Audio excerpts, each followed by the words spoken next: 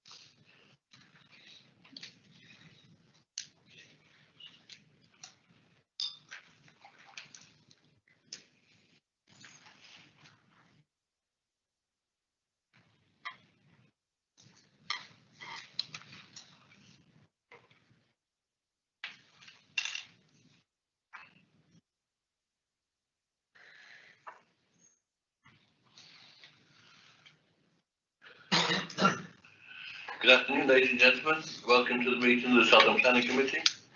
We are not expecting a fire drill today. In the event that the alarm does sound, please leave the building and gather around the front of the building on the car park. I'm obliged to inform you that this meeting will be live streamed and recorded.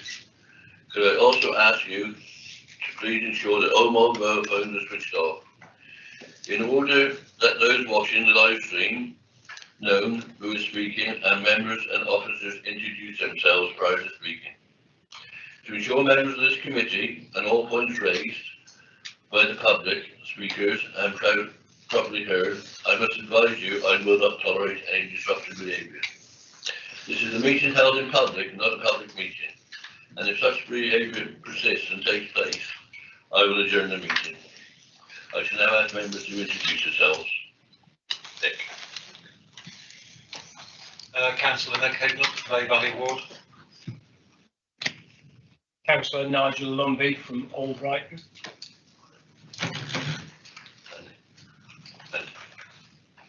Andy Boddington, Ludlow North.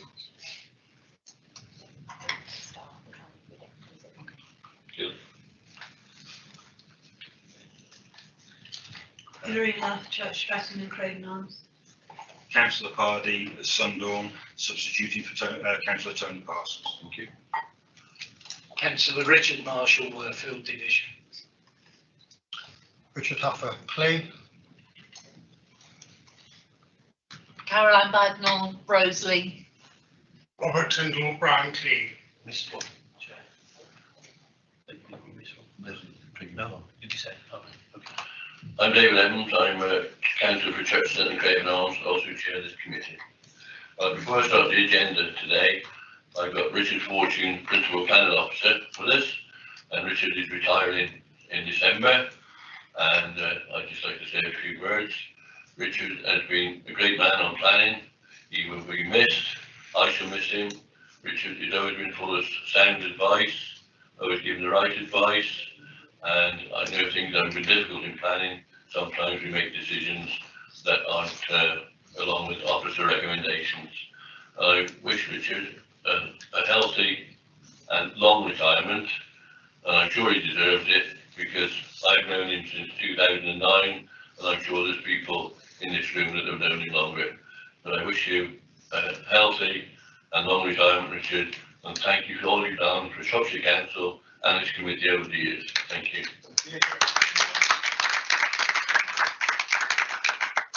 Anyone else wish to speak on? Robert? Yes, I've known Richard not only since being a district councillor, then a unitary authority councillor, also as a charter surveyor in my capacity of managing the Burleton estate for, I think, nearly a quarter of a century, most of which of that time Richard was the planning officer, to whom I used to submit quite a few applications in my time, and I'm pleased to say he never refused one of them. So I too wish him a very, very happy retirement. Thank you. No. Right. Okay. Well, thank you, Richard, and wish you a long and healthy and happy retirement and time to enjoy your family. Thank you. Thank you, Chair. I just do appreciate those comments, and yes, it's been a pleasure really working with the committee over these years. As I say, it's always been interesting. Never a dull moment, so that's excellent. But yes, I think time has come. Just so the colleagues, literally tomorrow will be 38 years to the day I started working with Scottish City Council. So I think that's long enough. Okay. Thank you. Right. Yeah. Can I introduce the officers on the top, please? Thank you. Jim Brown, solicitor. Tim Rogers, interim planning and development manager. Kelvin Hall, principal planner. Thank you. We're now going to apologies for absence, please. The only apology we got is from Tony Parsons and Kevin Polly is substituting. Thank you. Minutes of the last meeting held on October the 5th. Have we got a proposal for the minutes, please? Thank you, Robert. Seconded for those. Thank you, Nick. All in favour? That's unanimous. Thank you. Public questions. I don't believe there are any public questions. Next item is disclosure of pecuniary interests. Councillor Marley. Chair, I don't have pecuniary interests, but I do have a predetermined and would like to sit out on item 5. Okay, thank you. Councillor Higgins.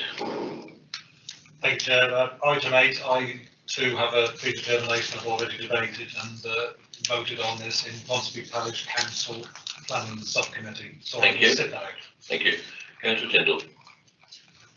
Yes, I know the applicant for agenda item 5, and I also know his parents-in-law over a period of 40 years, and so I feel that I may well be perceived to have predetermined the application or have a prejudicial interest.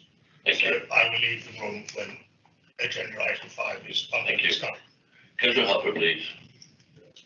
Thank you, Chair. I'm local member for 2 items on the agenda, Land at Hope Blackett and the Aspire Centre, Burford. Okay, thank you. Anyone else? Right, I declare an interest in item number 5, which is Woodridge Farm. I know a member of the family because I rent some sheds in Craven Arms, and the person who's going to manage the site, if it's built, works on that farm, so therefore I will declare an interest and leave the room. So therefore, we need nominations for a chairman for that item. Could I have a nomination, please?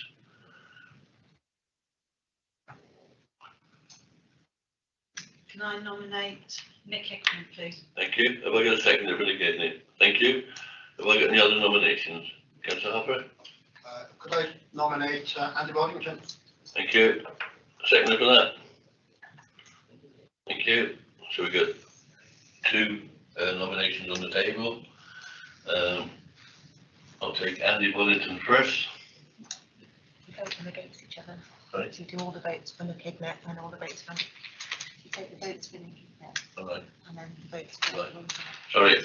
I'll take the votes for Nick Hignett first. All those in favour of Nick Hignett, please show their hands. 1, 2, 3. 1, 2, 3. All those in favour of Andy Boddington? 1, 2. Let's carry the Hignett. We'll chair the meeting for that item. Okay. Thank you, Nick.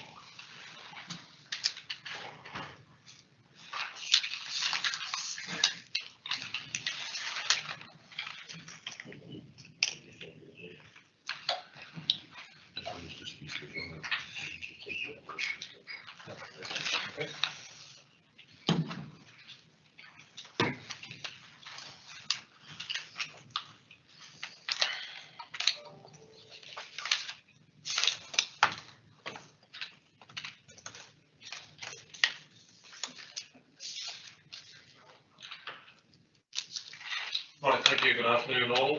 I think it's my first time sitting up here chairing this meeting, so if you'll just bear with me. If I do any incorrect procedures, I'm sure I will be advised otherwise. Okay, so we're looking at agenda item 5, Footbridge Farm, Tasley, Bridge North. Thank you.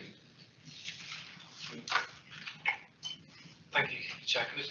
We're just checking with the committee officer that we're showing the slides. Thank you. This is an application for the erection of 4 poultry buildings incorporating air scrubber units with feed bins, 1 gatehouse, 1 boiler house and circular water tank, and associated infrastructure and landscaping scheme at Footbridge Farm, Tasley.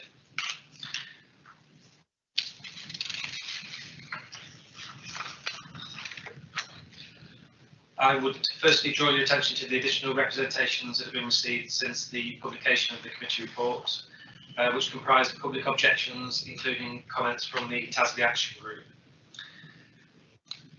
I consider that the comments that have been included have already been taken into account in the committee report before you.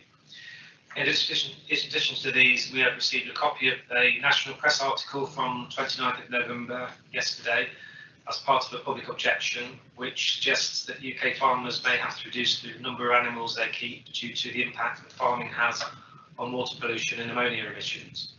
The article suggests that required action could include the need for treatment and export of manure.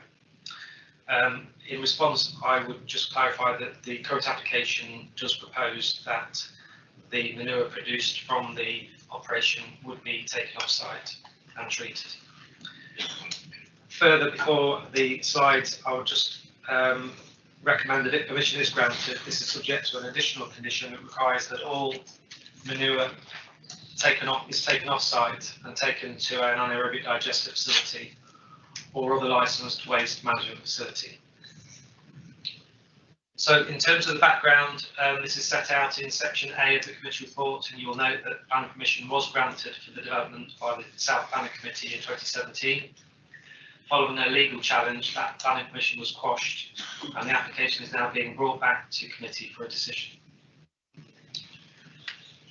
So onto the slides. The site is at Footbridge Farm, to the west of Bridge North, as shown at the centre of this location plan. Members visited the site this morning and viewed the site and the surrounding area. The application site is edged in red on this slide. It lies just to the southwest of the existing farm buildings at Footbridge Farm. The nearest third-party dwellings are Footbridge House, shown here to the northwest, and the Lisos and Lisos Farm, shown to the east. Vehicle access would be via the existing track shown in red, which links to the A458 to the north. This shows the proposed layout. It's 4 parallel poultry buildings, a biomass boiler and gatehouse to the north of these. The area to the south will be an area of ground modelling using soil stripped from the site, with a attenuation pond shown, the oval shape shown beyond this. This shows a cross-section through the site. The buildings will be set on a level platform, and members will have noted this morning that the site has been levelled for this purpose following the grant of planning permission. This shows the floor plans and elevations. The buildings will be of a standard construction for poultry units with a steel portal frame and pitched roof. An air scrubber unit would be attached to one end of each building, as shown, the slightly higher part of the elevations on the top of the drawing. The feed bins will be situated between the buildings, as shown.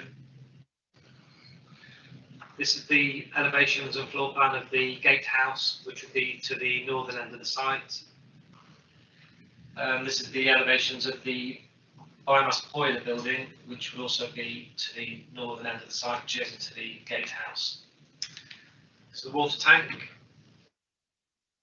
In terms of landscaping, this would include the management of existing hedgerows around the site up to 3 metres high, the planting of new hedgerow trees and a native woodland planting mix, around the western, southern and eastern sides of the site as shown hatched green on this slide.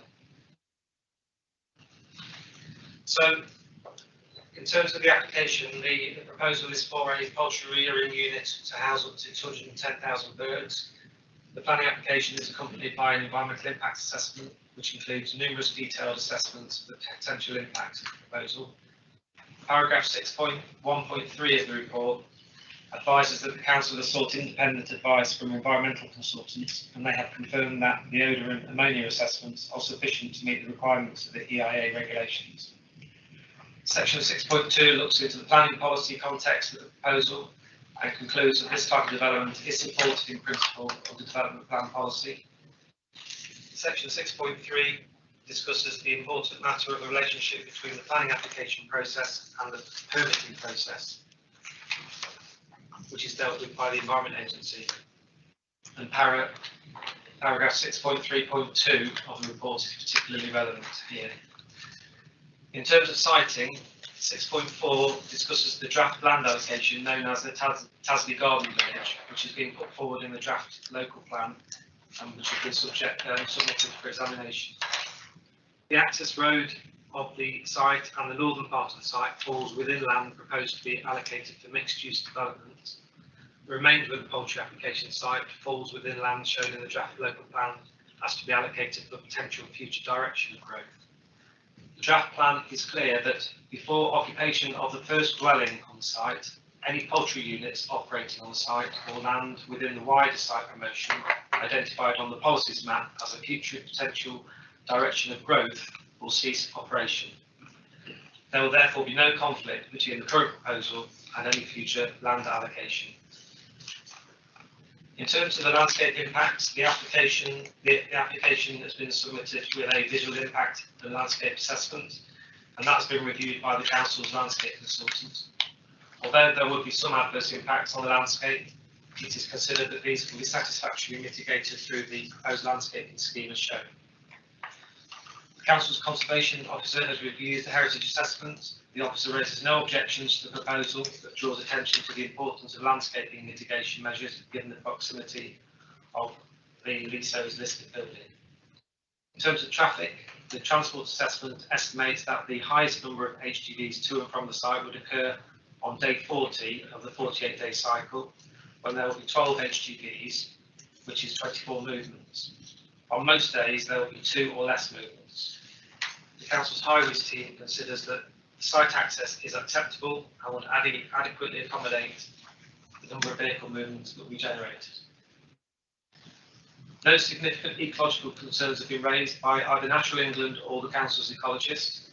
The application is accompanied by detailed assessments on ammonia emissions. The ecologist is of the view that the small contributions of ammonia that the site would have on the designated ecological sites will be unlikely to cause a significant adverse effect on them, and tree planting would provide some capture of ammonia. The design is an acceptable drainage scheme, which has no objections from the council's drainage team.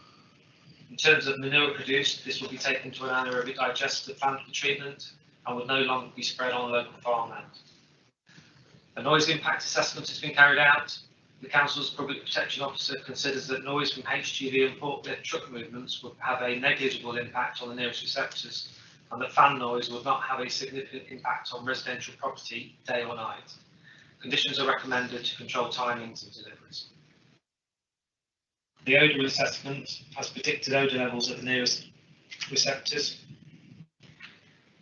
It predicts that, other than the applicant's dwelling, no house will experience odour above the Environment Agency's standard benchmark of 3.0 European odour units per cubic metre. Under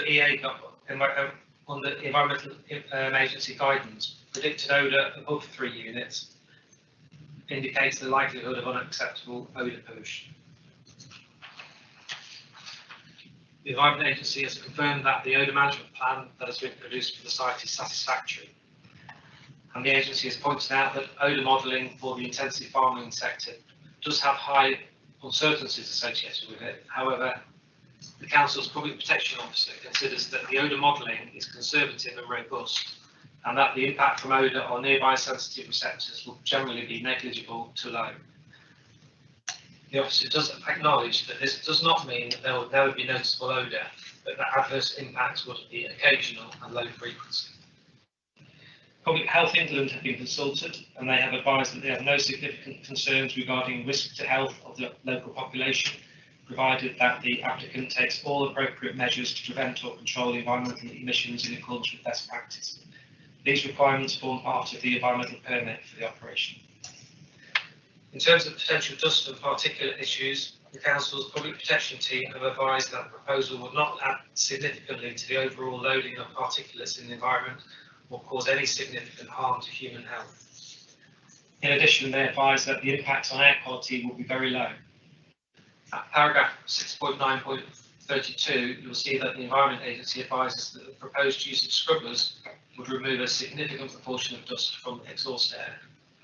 In addition, they considered that as the nearest sensitive receptors lie further than 100 metres away, they would not require a dust management plan to be prepared.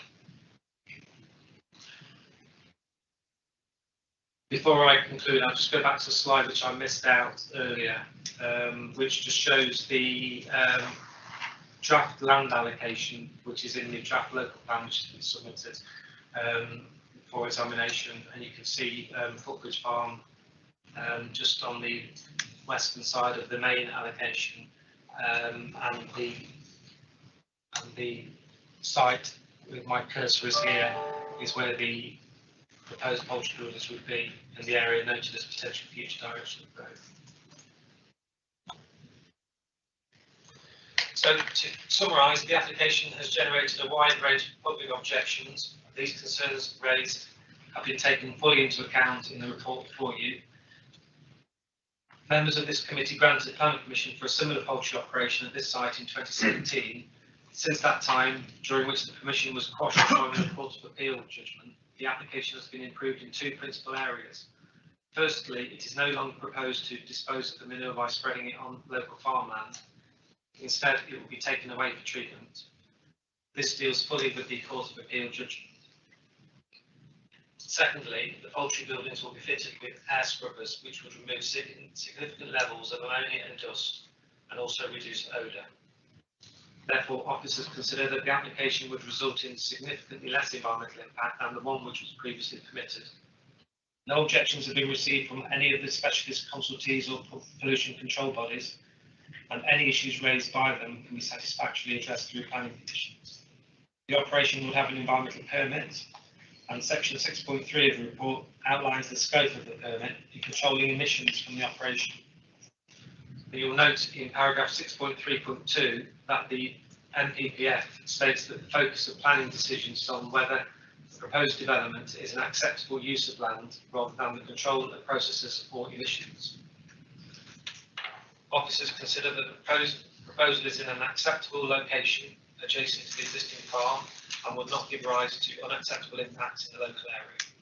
Additionally, the proposal will bring about social and environmental economic benefits which should be weighed in the planning balance. Officers consider that the planning balance weighs in favour of planning permission being granted, and therefore this is our recommendation. Thank you, Chair. Thank you. Any questions that members need clarification on before we go to speakers? Yes. I just wondered what the social and economic benefits are that you have just mentioned. Now, in the report, towards the end of the report, just before the conclusion, there's a section on planning balance, and it sets out there what the wider benefits of the scheme would be, particularly 6.11.2. The planning application states that the addition of the poultry operation would provide a degree of certainty and regularity to the farm income. It would enable the applicant's daughter and son-in-law to meet their wish to return to the farm. It would increase the turnover and profit of the business. It involves investment in buildings and infrastructure of approximately £3 million. Economic benefits to the local and wider area are expected to include employment relating to the construction phase and throughout the operational life of the venture, including additional full-time worker and one part-time worker. It would also support employment in allied businesses, including haulage and bird catching contractors, suppliers of chicks, feed, fuel and bedding and associated services. Thank you.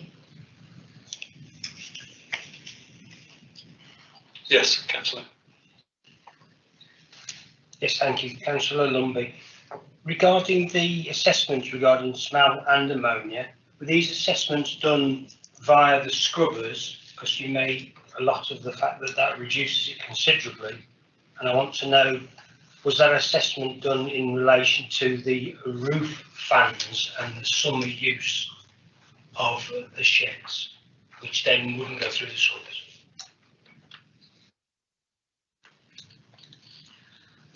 Thank you. The main ventilation is through the gable end fans, which are attached to the scrubbers.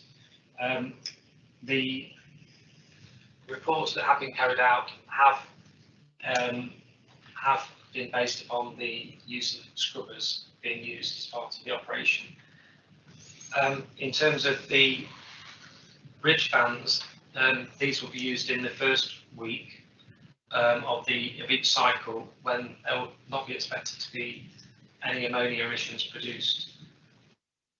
As the chicks get larger and ammonia starts to get generated, once ammonia has been detected around about day 7 to 10 of the operation, then the ridge fans shut off, and then the ventilation is provided by the gable end fans. The ridge fans are only intended after that first initial week. The ridge fans are only intended that they would work in emergency situations.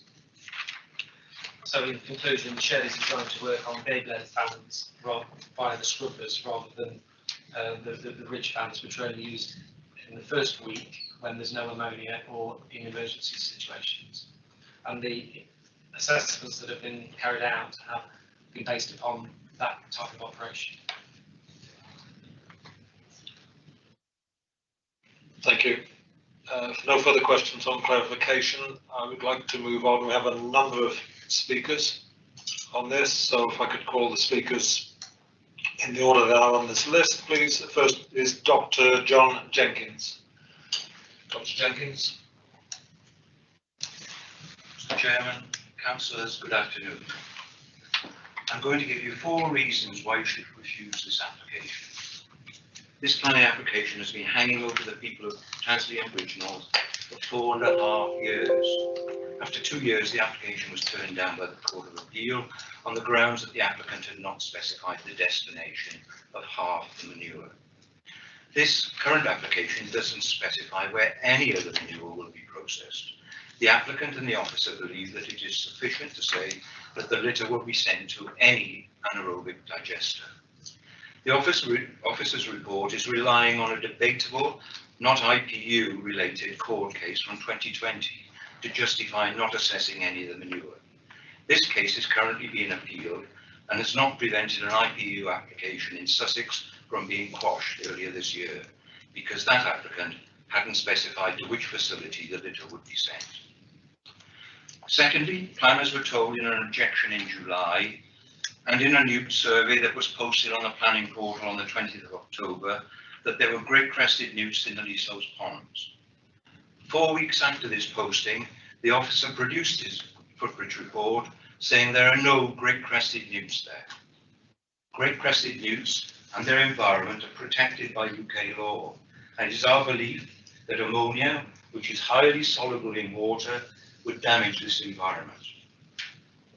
2 other reasons are based on the ecologist and the conservation officer saying that only small amounts of ammonia and odour, respectively, were involved.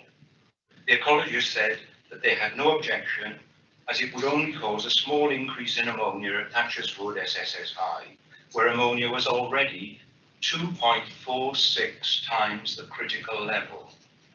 This attitude demonstrates why the ammonia is at such high levels at this SSI.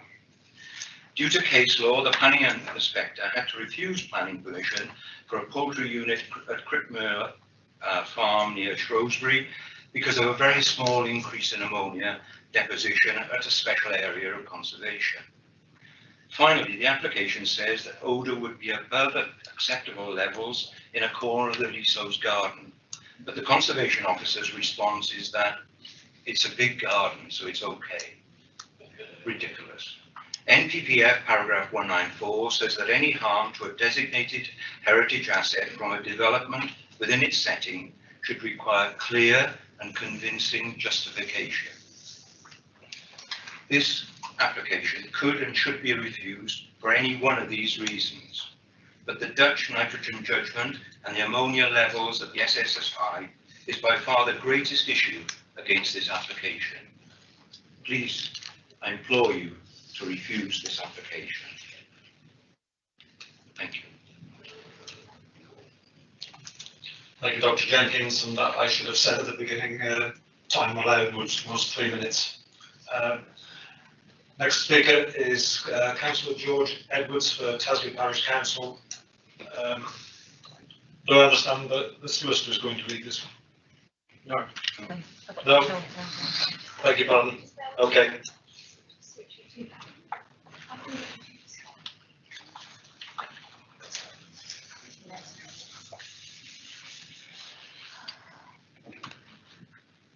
Thank you, Chair.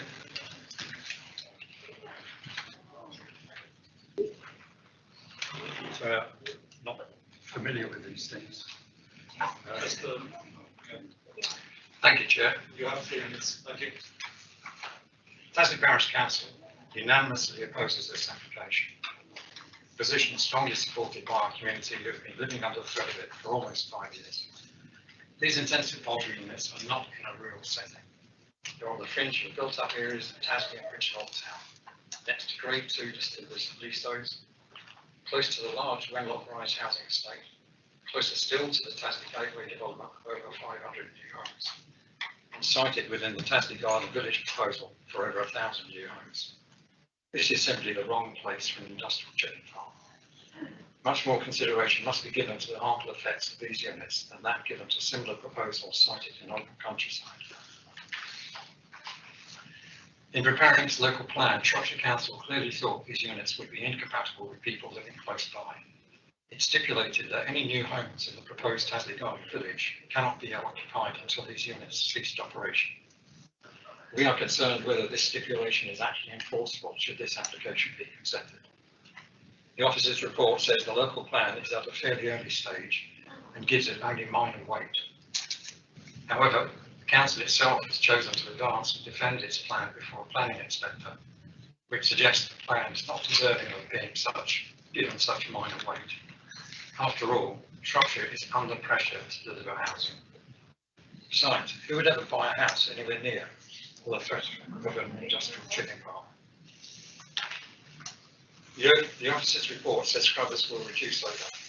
The scrubber manufacturer makes no such claim. The odour report assumes scrubbers will be 100% operational. The noise report says they won't.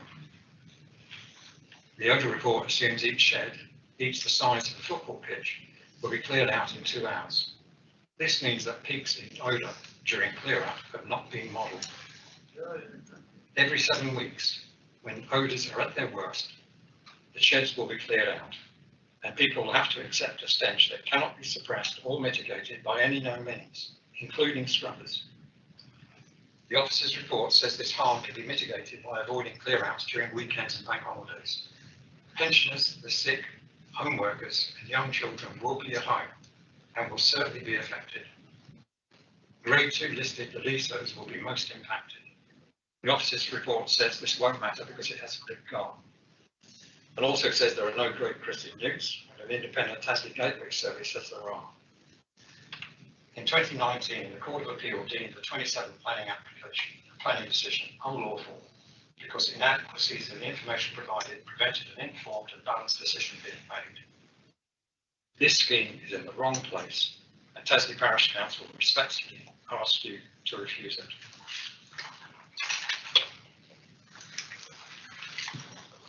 Thank you very much. So the next is Bridge North Town Council, and I ask the solicitor to read this out, please. Okay, the comments from Bridge North Town Council. We were first consulted about this application in August 2017 and had concerns about potential smells and the impact on residents, potential impact on air quality, given that we were already an air quality management area, and ammonia. Despite our concerns that the proposal had not been robustly and convincingly demonstrated to have no significant adverse impacts, the application was approved. After the appeal court's decision that Shropshire Council had not adequately assessed the application came back for determination in 2019. It was proposed that the manure from the IPU would not be spread on land as a fertiliser, but would be processed for energy in a biodigester. However, in the wider context, things had moved on and the council had issued new guidance about how the ammonia pollution from livestock units would be assessed. The government also published the National Clean Air Strategy, which highlighted the issues with ammonia pollution from agricultural sources. Shropshire Council's guidelines indicated that the potential impact on a triple SI in Bridge North and on ancient woodlands elsewhere required detailed consideration. Subsequent surveys indicated that local woodlands were indeed showing signs of negative impact from the already high background levels of ammonia.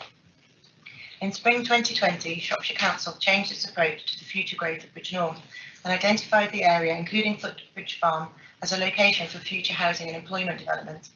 That proposal has now gone forward in the draft local plan, which has recently been submitted for examination, with the stipulation that before any of the new homes can be occupied, any poultry units operating on the site or land within the wider site promotion identified on the policies map as a potential future direction of growth will cease operation.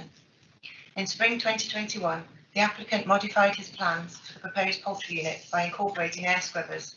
When operational, these would substantially reduce the amount of ammonia discharged into the atmosphere by the proposed IPU, but there would still be some which would add to the pollution at Thatcher's Wood and Westwood Covert, Triple SI and other local woodlands. Although the impact of the scrubbers on ammonia emission has been independently certified, the impact on odour has not. Indeed, it is stated in a document labelled Further Odour Information on the planning portal dated 28th of April 2021 that the maximum odour concentration at the scrubber outlets has been supplied to the applicant's emissions modelling consultant on a commercially confidential basis. In our comments on the proposal dated 24th of the 3rd 2021, we asked that we be consulted again once issues raised by environmental protection, including the issue of the provenance of the claimed odour reduction, have been responded to. We haven't been. Under the circumstances, it appears to us that the applicant has not demonstrated robustly that the proposal would result in no unacceptable adverse impacts as required by policies CS5 and MD7B. We urge that you reject the recommendation to grant approval. Thank you, Chair. Thank you, Kim. Our next speaker is local member Les Woodward. Les, you have 5 minutes. Thank you. Les Woodward, one of 2 ward councillors for Bridge North West and Tasley. Chairman, thank you for allowing me to speak. Members, as a seasoned councillor for over 40 years, my gut feeling over this application for a 210,000 chicken farm is that it is too close to the community of Tasley and of Bridge North. Of course, farms should be allowed to farm, but this application is not your conventional farming practice, but a large-scale enterprise that will affect thousands of residents in these communities, Tasley and Bridge North. And in my opinion, this is not NIMBYism, i.e. not in my backyard. This sort of development should not take place in anyone's backyard. I appreciate Kelvin Hall, the officer dealing with this application, has had a difficult job and could not fault him for his endeavours, but I have not found a single resident from either Tasley or Bridge North covering the large county ward of Bridge North West and Tasley that supports this application and its position that will affect so many residents for many a year to come if allowed in this semi-urban area. The disposal of litter and its destination was the issue that caused the original application to be quashed. The final destination of litter is still not clear and questionable. It is the clean out that the odour is at its worst. This application has been in existence since May 2017, and the planning department proposed approval and after great debate was approved. And in May 2019, the Court of Appeal overturned this decision. So it has taken 2 years and 6 months to arrive to where we are today. So it proves that there must have been many difficult issues for the planning officers to resolve, or as I see it, not yet sorted to everyone's satisfaction. We have heritage assets and impact with neighbouring properties still not satisfactorily concluded on visual and odour issues. Thatcher's Wood, the ammonia impact, already 2.46 times the critical level. And we should be doing our best to reduce ammonia here, not accepting or at least increasing it. Fine particles are extremely dangerous to children, our elderly residents, pregnant women. Scrubbers will eliminate some of these, but not all during warm weather and on times of clear out. The introduction of air scrubs is an admission that the emitted air is dangerously contaminated, said to reduce ammonia by 91%, but does not run all the time. The scrubber manufacturers makes no claims for odour reduction. In warm weather, the contaminated air is emitted via roof-mounted high-speed fans, and this is when the residents will be in their gardens, or especially during clean-outs, it will be intolerable. Shropshire's council say that clear-outs should not be carried out at weekends or bank holidays, and one shed at a time, but residents' leisure activities will be affected at any time. Dirty water is a concoction of sulphur acid ammonia and poultry dust. Where on earth will this be disposed of? Finally, the original application was quashed by the Court of Appeal because Shropshire Council had not identified the destination of 50% of the litter. The application does not clearly specify the destination of 100% of the litter and its subsequent waste products. Chairman, so much is unanswered. So much is still up in the air and undecided. So much of community concern over health issues. I urge you to look carefully at what you are about to decide upon, as the residents I represent have no confidence in the recommendation before you, and I still maintain it should not be built in this locality. Thank you, Chairman. Thank you, Councillor Winwood. Our next speaker is Julia Buckley. Please, Julia speaking remotely. Hi, can you hear me okay online? Hopefully, IT permitting. Can you hear me okay? Yes, we can hear you now. Okay, thank you. Councillor Julia Buckley, the second of the two councillors representing Bridge North West and Tassley, and thank you, Les Winwood, for your representation, and thank you, Chairman. Now, I hope that the committee members enjoyed your site visit this morning to Tassley and that you were able to see in real life what I think is much less obvious from the maps submitted to the committee, because they don't show the full scale of the size of Bridge North and how close the proximity this site is to the 1,200 residents of Tassley Village and the 12,000 residents of Bridge North Town. Whilst the current village of Tassley stands 700 metres away from this unit, you will also be aware, members, of the live planning application for Tassley Gateway. That's the sustainable housing development of 550 new homes. They'll be less than 400 metres from the proposed unit, and this development, which is already in the current adopted plan and the SAMDAV allocation, this is completely separate to the Tassley Garden Village, which is in the future plan. So the query I would have for officers is regarding the technical reports that have been prepared at great length so far to assess the impacts on residents and wildlife, and whether they've taken into account this current expansion of Tassley Village. I would suggest at a minimum that consideration be given, because the application is both concurrent and geographically are within the range of impact that we were shown today in figure 5 in the PowerPoint presentation. But my main task here is to try and convey to you the strength of feeling of the 6,600 residents that Les and I represent in the western part of Bridge North Town and those who live in Tassley Village. I have received scores of messages, emails, letters, meetings with residents, businesses, stakeholders. They are desperately concerned about the impact of this proposal.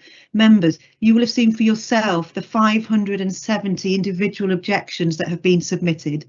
Like Les Winwood, I have not received one single message in favour of the application. The main issues raised, specifically the health impacts of ammonia onto land and watercourses damaging the environment, the dust and particulates destroying air quality, contributing to asthma and other breathing difficulties for residents, And finally, the antisocial elements of the manure, its odour, its distribution and this vagueness on its disposal. But what above all else makes the application so concerning to residents is that proximity, 700 metres to the Wenlock Rise estate, which is very family oriented, and only 1.5 miles from Bridgnorth Town High Street. I note that of the other 100 industrial poultry units that have received planning approval across Shropshire, none have been situated so close to residents in such a large settlement.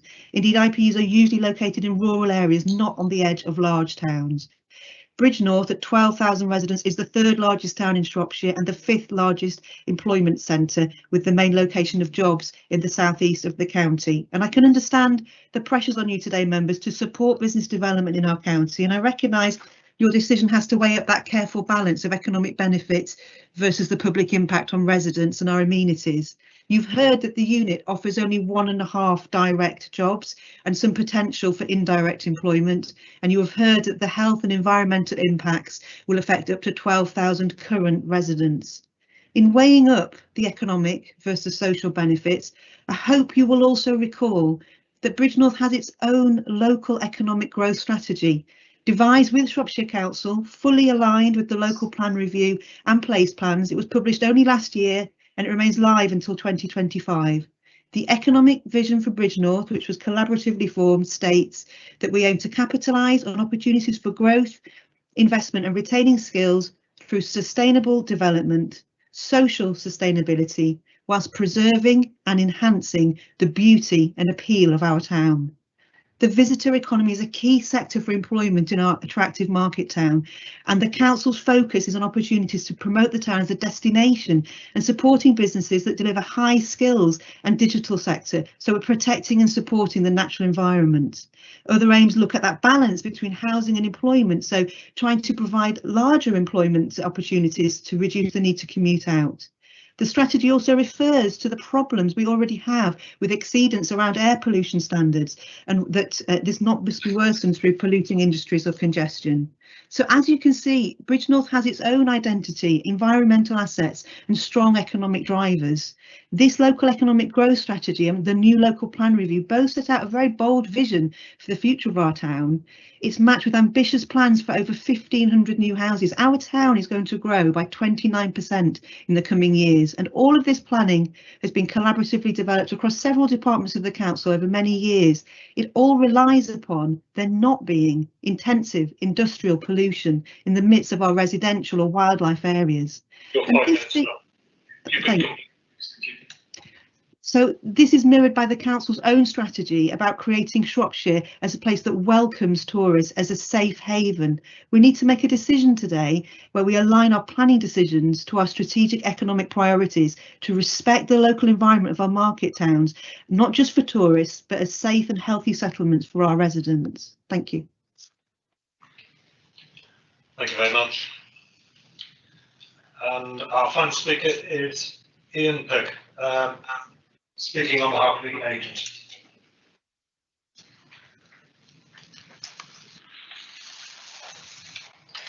And sorry, I should say you have 6 minutes. Thank you.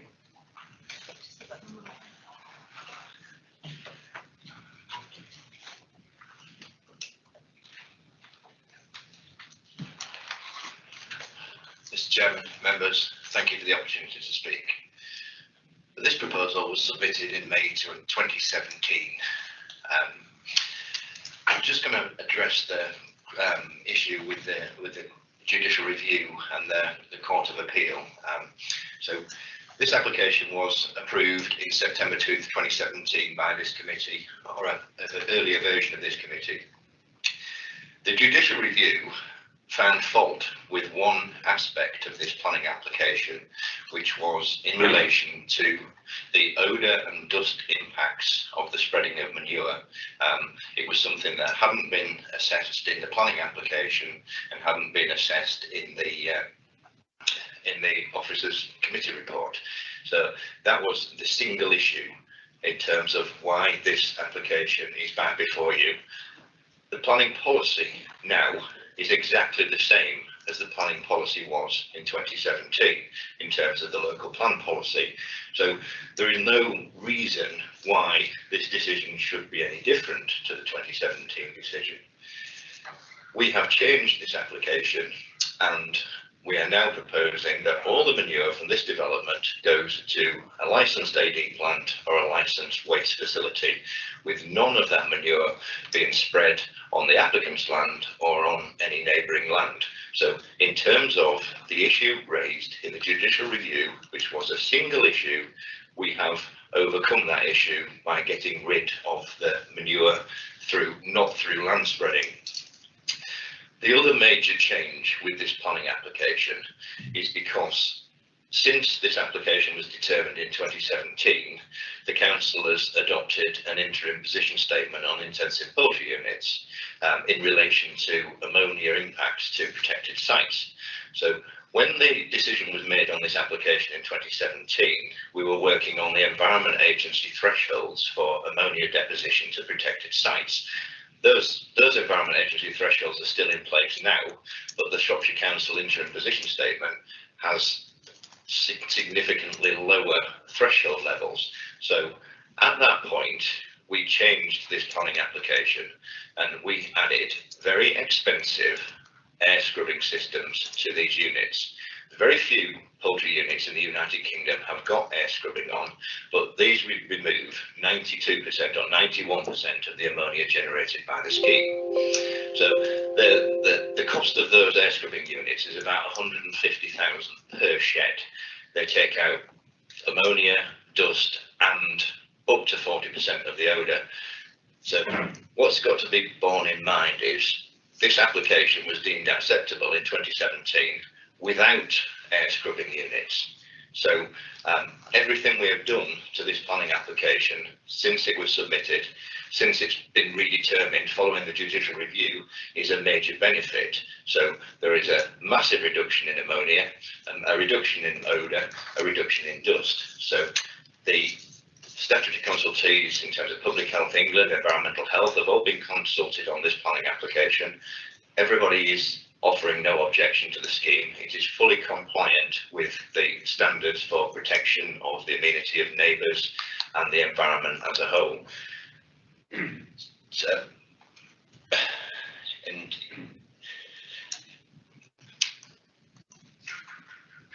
just moving on to the Tasley Garden Village. Now, this, as Kelvin said, has got to be given limited weight because it's only in a draft submission.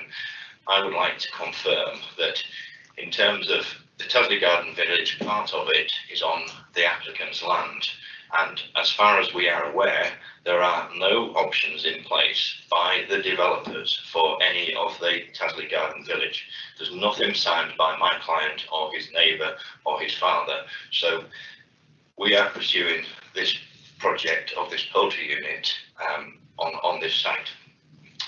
So in summary, we believe that we have fully addressed the issues raised by the judge in the Court of Appeal, which is a single issue to do with the manure.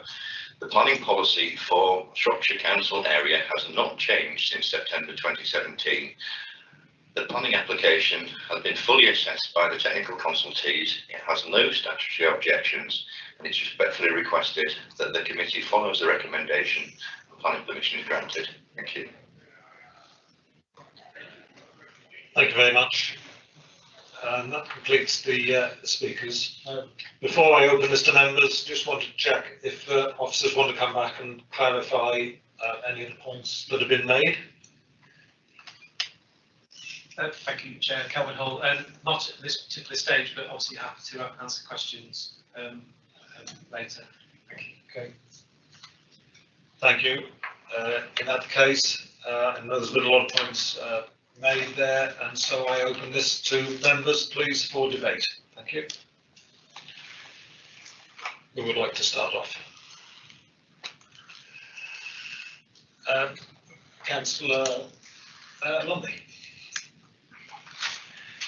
Just on a legal point in view of the last comment, is this a new application that's subject to its merits now, or bound by previous planning decisions apart from the issue of waste? Thank you, Chair. Kelvin Hall. It's the same application that was submitted in 2017. Clearly, that application was permitted. We had a decision notice, but the legal challenge ended up with that decision notice being removed. So it's the same application that was submitted in 2017, but that has been subject to modifications, as you've heard, with the scrubbers and the manure elements. So members are able to look at the application again and look at its merits and consider them today based upon its merits. Thank you for that. Councillor Howard. Thank you, Chair. Much of the concerns are around smells. It's been stated in this application that all manures are going to be removed off-site and will be going to appropriate AD plants for processing. It's standard practice within the farming industry that digestate is spread on agricultural land, especially arable land, to maintain fertility.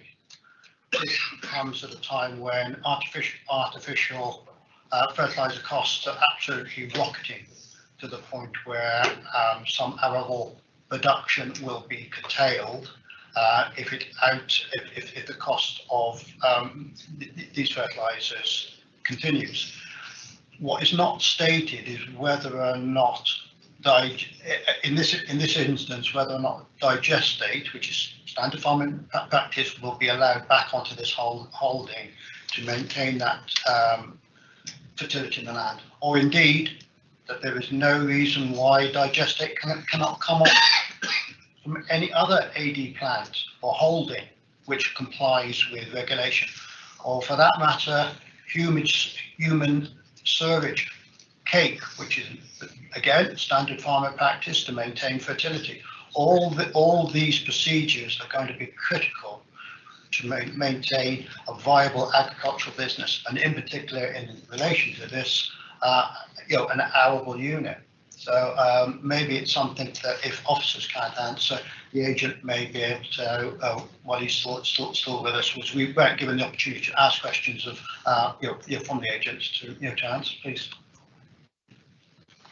Officers.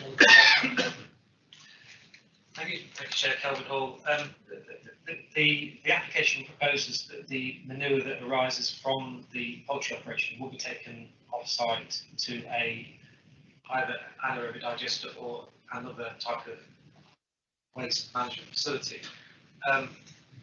Permission isn't sought for that element of the process in terms of it being processed through that facility. That facility, wherever it may be, whatever it may be, would have its own consent, planning permission, environmental permit to deal with that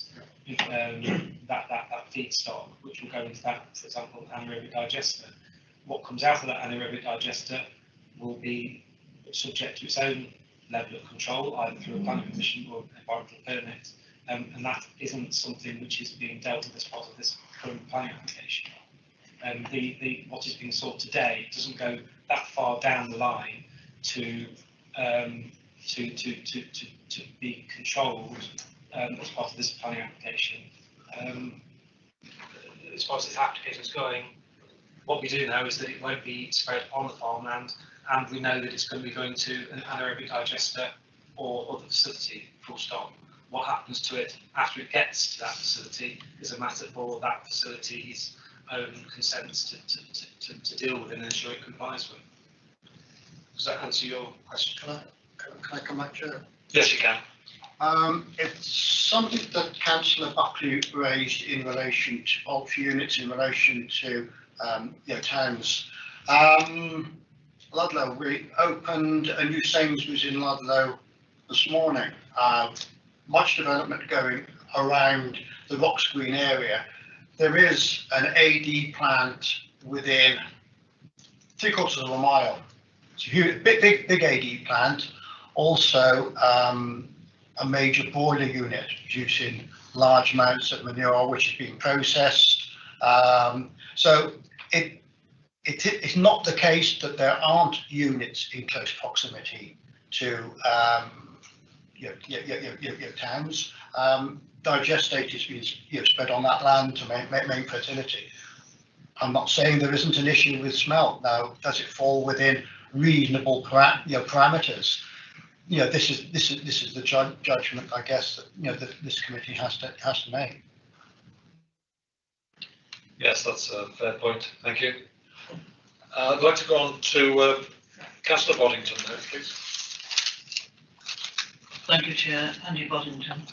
I think of almost any application that we've seen in this committee, it shows how planning does not work anymore.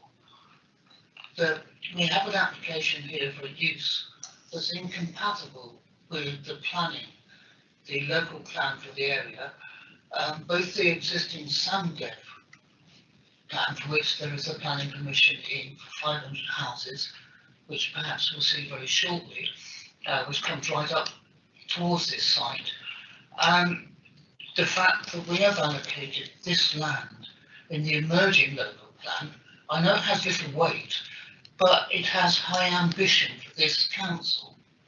And that we have a situation where we have a complete clash of interests here, of proposing a use that's incompatible with the long-term planned uses. That concerns me greatly, because that's not planning work. It's not planning, it's permitting. Some would argue, I've certainly argued, that all we do these days is permit things. We don't plan anything. It's just permitting. But there is that conflict, and I think it's very serious. It makes it very difficult for me to think of supporting this proposal. I am concerned about the triple SI, that is Wood and Westwood cover, that if the ammonia levels are already too high, we shouldn't make them higher even if they're only just a tad higher. That we should be trying to find opposite directions.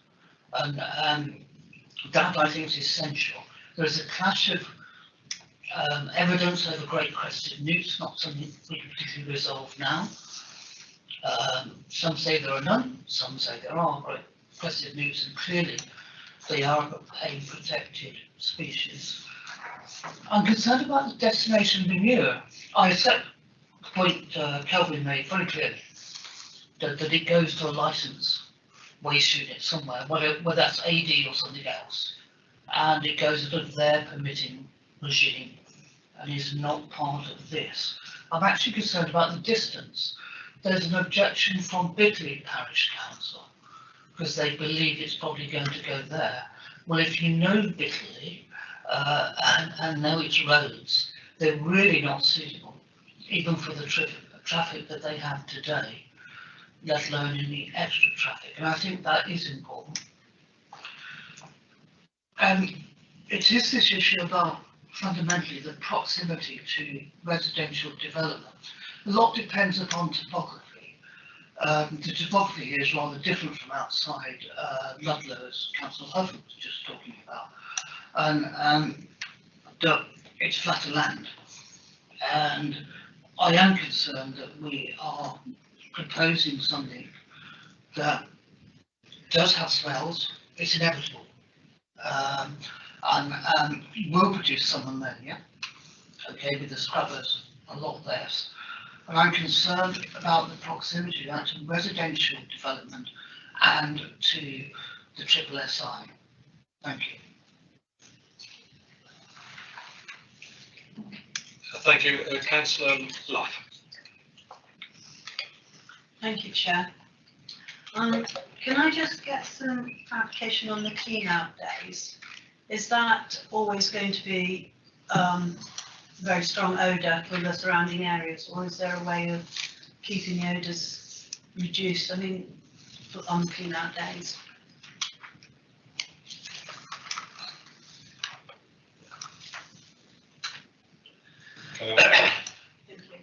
Thank you, Chair. Kelvin Hall.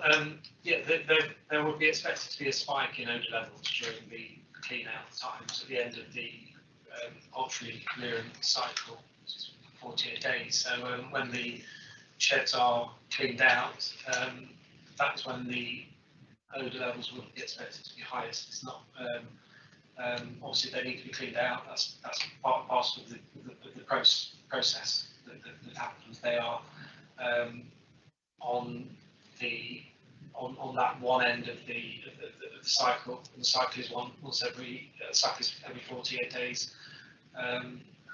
So yeah, the spikes will be clean out. Before that, the odour levels will be expected to be significantly lower than that.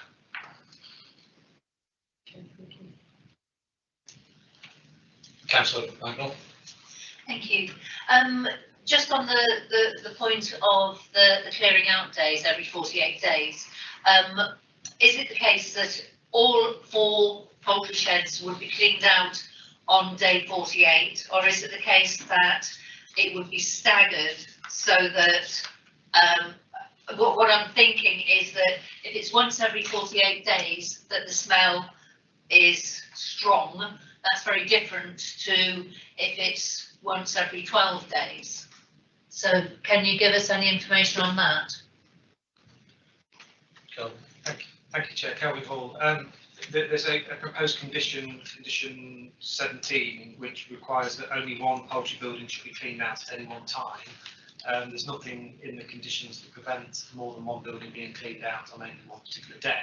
It's just that in order to try to ensure that 4 buildings aren't being cleaned out at the same time and the spike will be higher, each one will be cleaned out consecutively.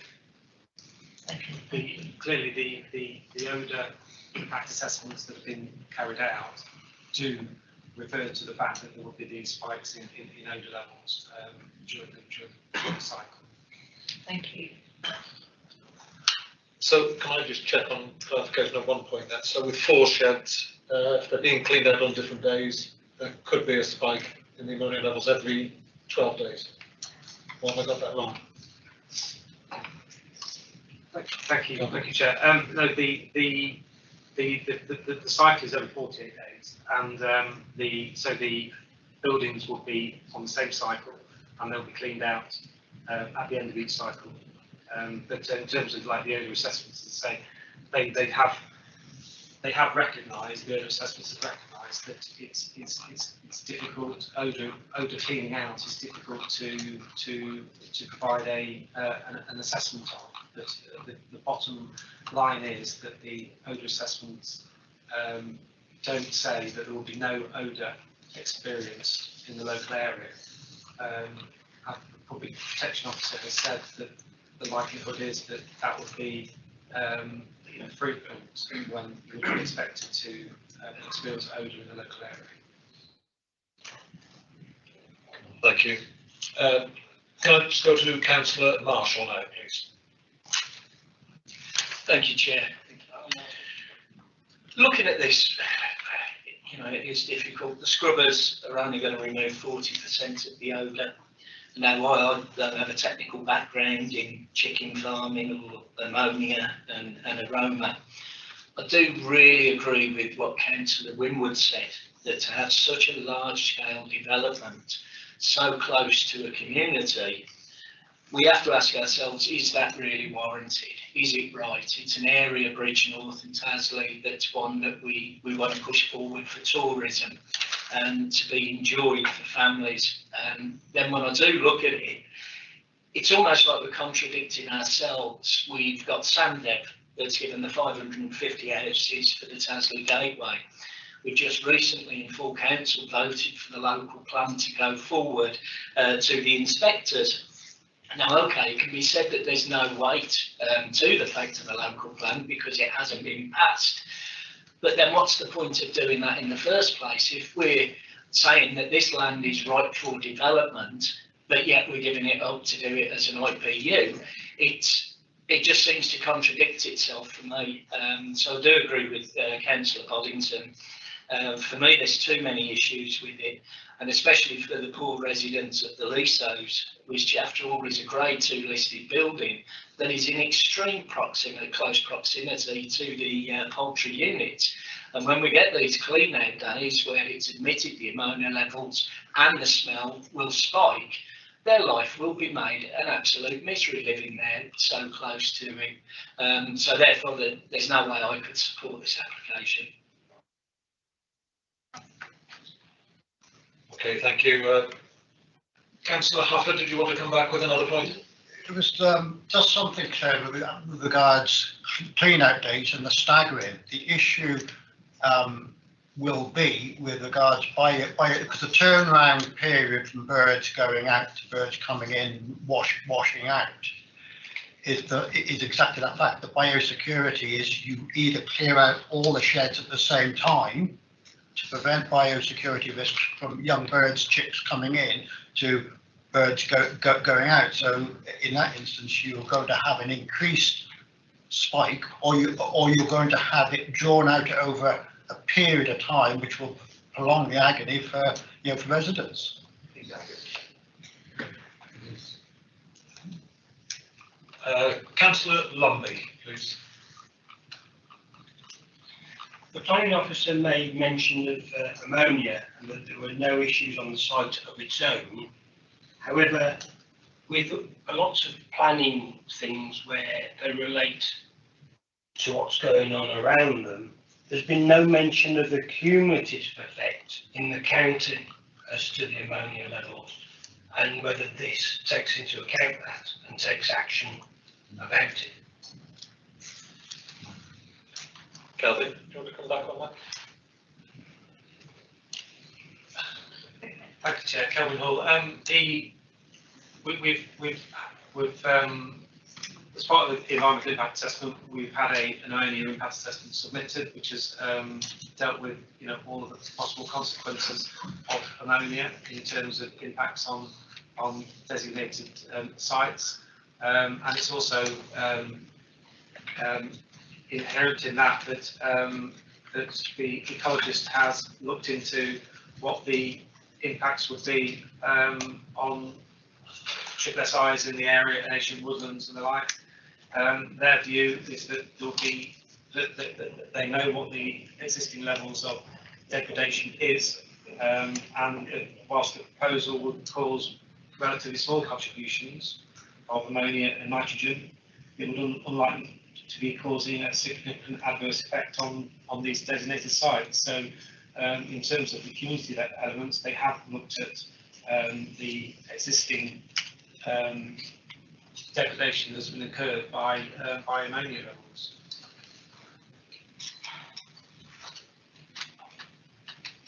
Thank you. Any other members want to ask questions or make any statements?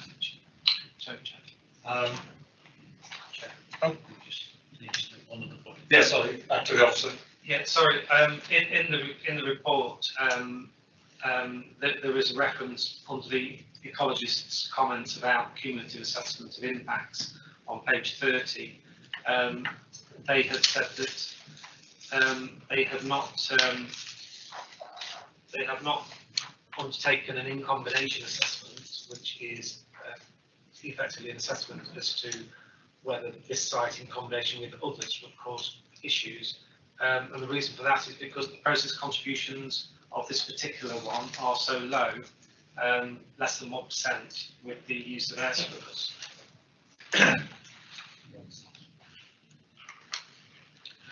I'll go back to members in a moment, but I would just like to say a couple of things myself, because I know I'm allowed to take part in this debate. I do have some experience of poultry units, because my mother's side of the family, based in Solihull in Birmingham, had many poultry units.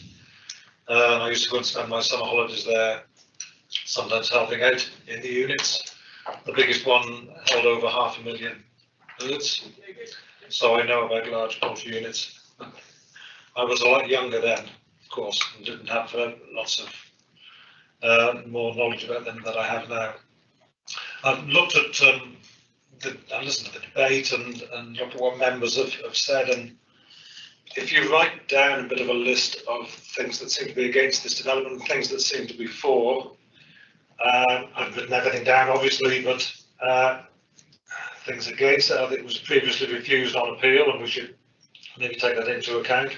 The odour issues seem to be the main thing that we're looking at. It's already got high levels of ammonia in the area. There is concern about the close proximity of proposed development under the local plan, which I think is a concern wherever you site poultry units. And I know the prevailing wind seems to blow in that area towards Bridge North.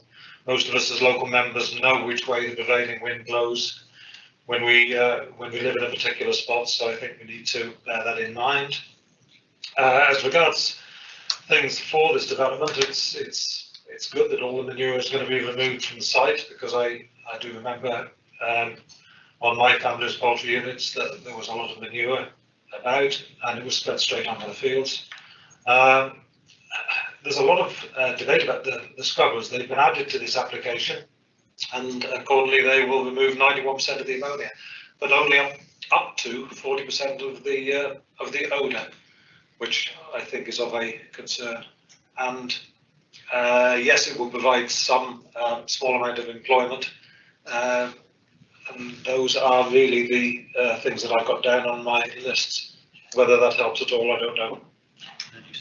Yeah. Tim Rogers. Yeah, Tim Rogers, Chair. Thank you very much. Just wanted to correct something that you said, because I think you said that the application had been refused on appeal. Yeah. It wasn't refused on appeal. It was subject to a successful JR, so it was quashed.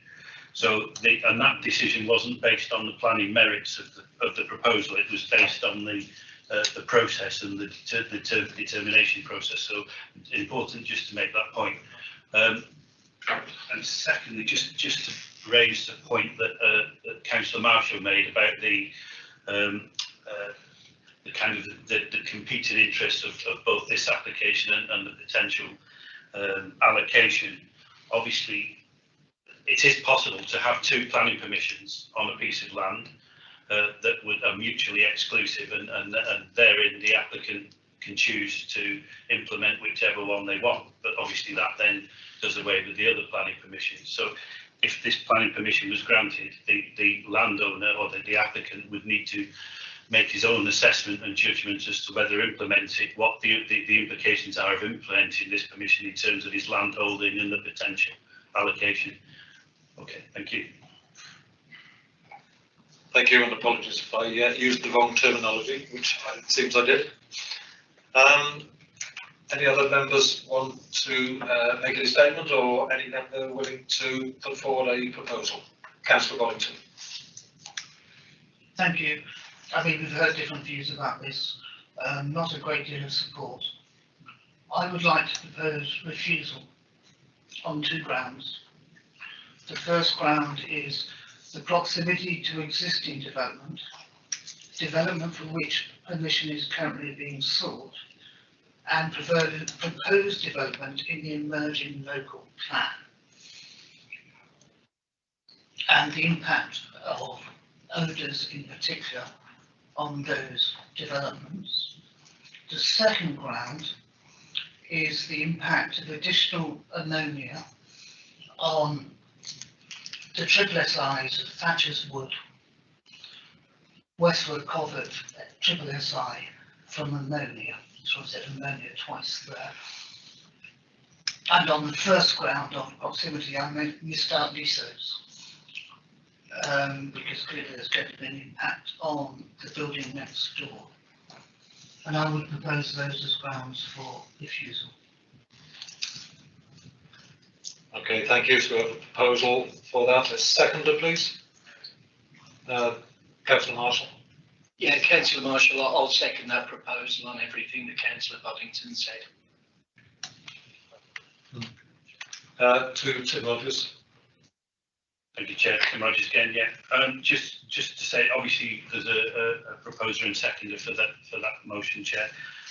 I just wanted to point out to members that the technical reports and the consultee responses that you have before you don't support that. Councillor Boddington will be away, took part in an appeal hearing just this week in a case where members took a similar decision, and we weren't able to offer evidence on that. But obviously, The members, Councillor Pollington and Councillor Tyndall, attended and gave the committee's view on that proposal. It's likely that we would be in a similar scenario should the decision be to refuse it. So, okay, thank you. Okay, thank you for that. Yes.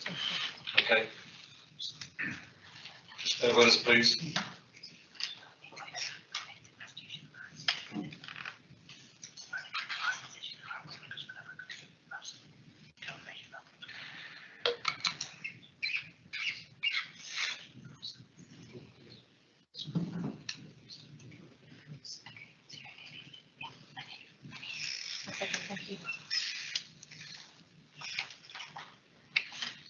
Okay, thank you. So we have a proposal which has been seconded, and this is to refuse the application going against the officer's recommendation. Unless anybody else has any other proposals or recommendations, I would like to take a vote on that, please. Yeah. Okay, we'll do a roll call vote then. Thank you. Okay, we're doing a roll call vote on this one, so if you could indicate whether you're voting for or against the proposal, which is to reject the application against the officer recommendation. If I could go first with Caroline Bagnall, please. Reject. So you're for the proposal? Support the proposal, yeah. Okay. Andy Wellington? For. Richard Huffer? Abstain. Kerry Luff? Abstain. Nigel Lumley? For. Richard Marshall? For. And Nick Ignat? For. Okay, that's taken everybody. So we've had 5 for the proposal to refuse the application and 2 abstentions. Thank you, everybody.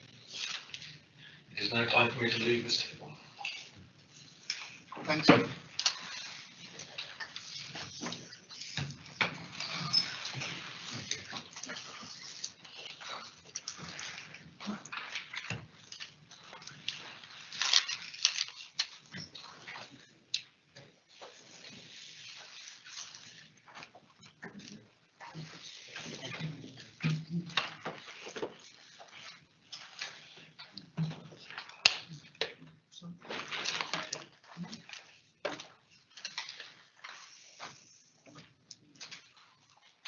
Too long. No, bad.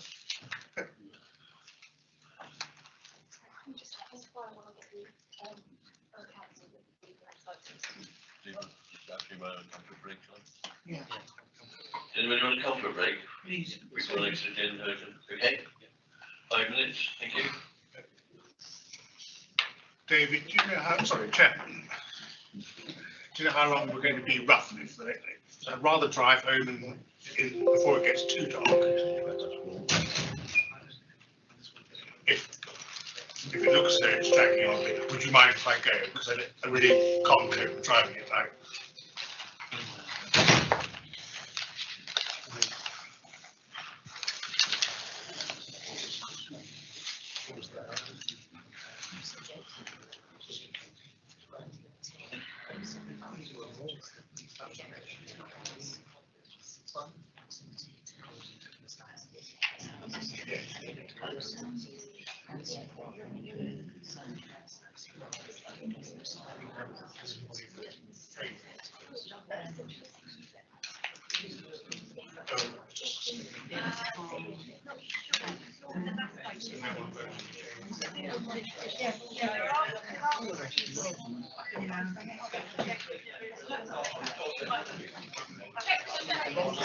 It's a long time away. Is that right? So I don't need to just go.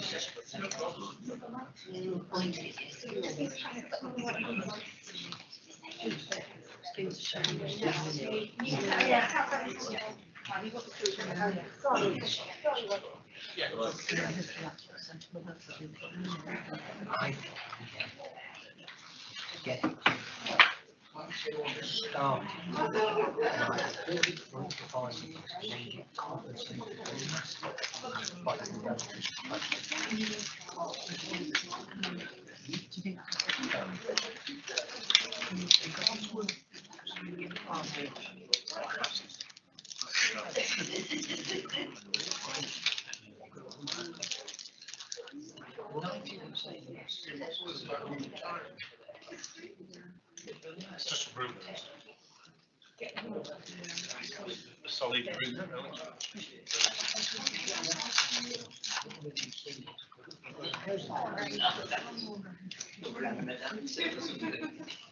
I don't think Albright's got Shore Lane as a development, and the planning commission has been turned down because his little access isn't wide enough by the bridge.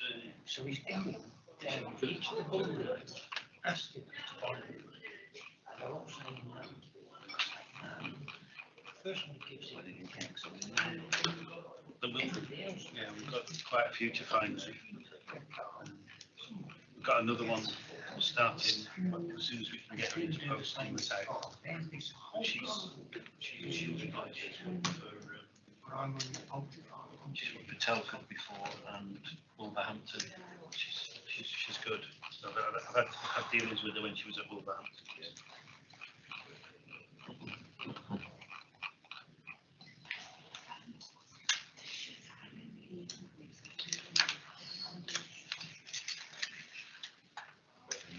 For your job and your job.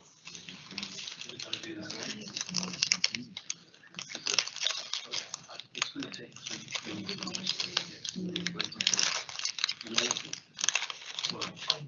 I'm hoping for anything in March.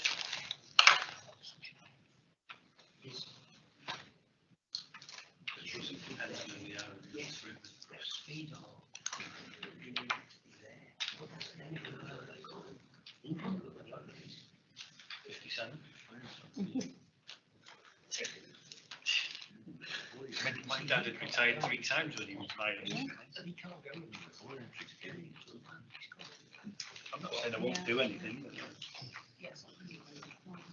Find your job loading the bag box.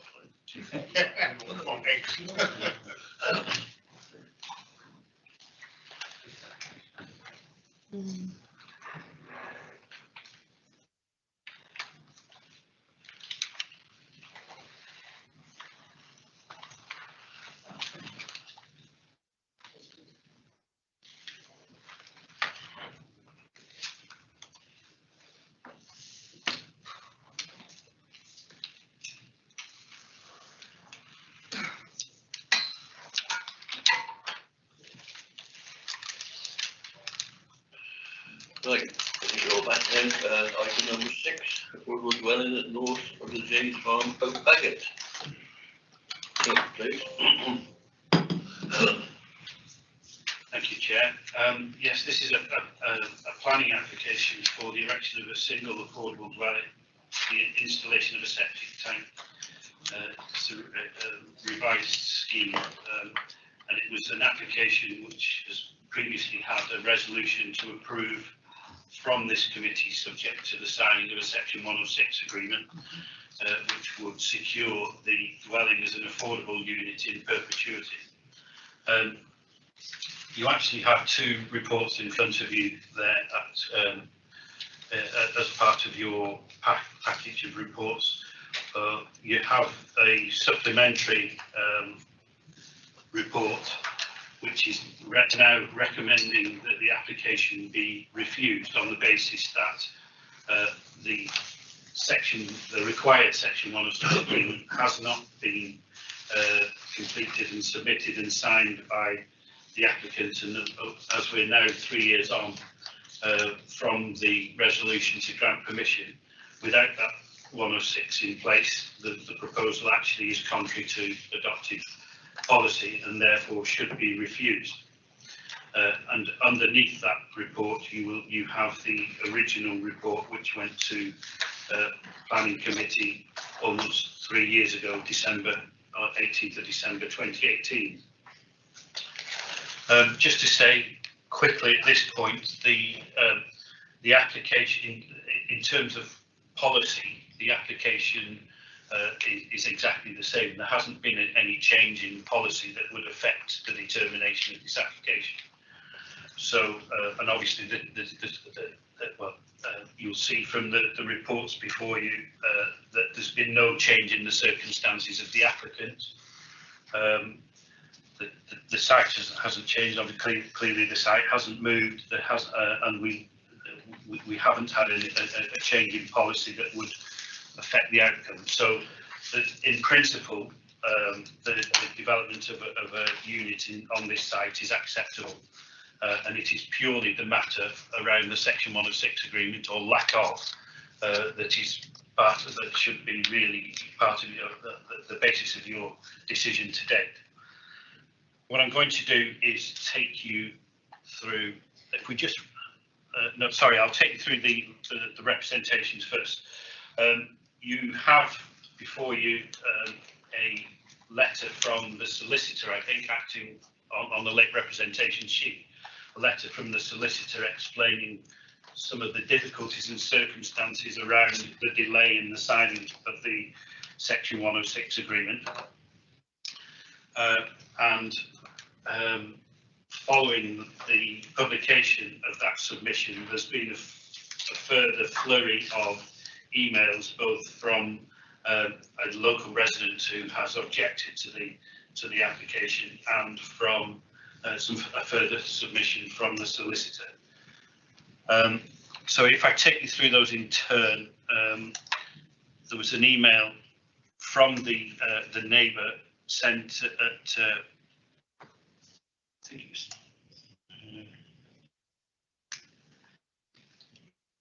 8:48 this morning, I think, saying that they'd read the submission from the solicitor acting for the applicant, and they were concerned for a number of reasons about the content of that letter. The 3 points that they raised were that it didn't explain in any real detail why there'd been the delay in the 106 agreement, and then a flurry of activity in terms of getting it, or seemingly trying to get it signed once the application had been recommended for refusal. And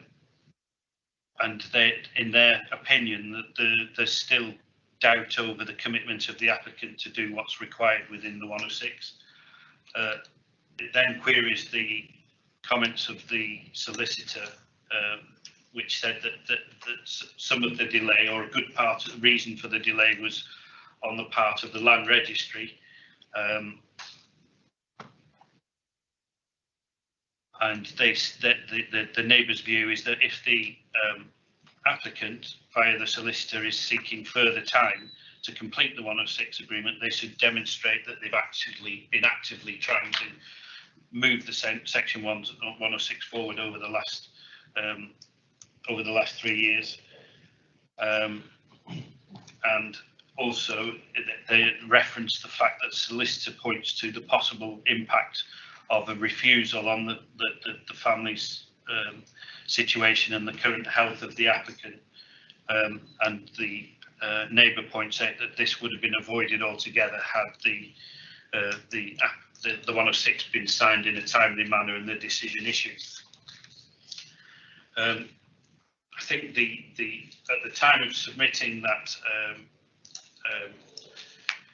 those comments, the neighbour was of the view that they were going to be included in the late representation sheet, which is before you, but clearly they weren't, and hence my referring to them now. Secondly, another email, was received at 8:51. 8:51 this morning, which includes correspondence between the applicant's solicitors and solicitors acting for the council's own solicitors, which clearly indicate that there has been some progress in terms of getting close to finalising the Section 106 agreement and overcoming the need to include other interested parties, namely the bank and another third party in terms of that agreement. So there is clear evidence of some progress in respect of that matter.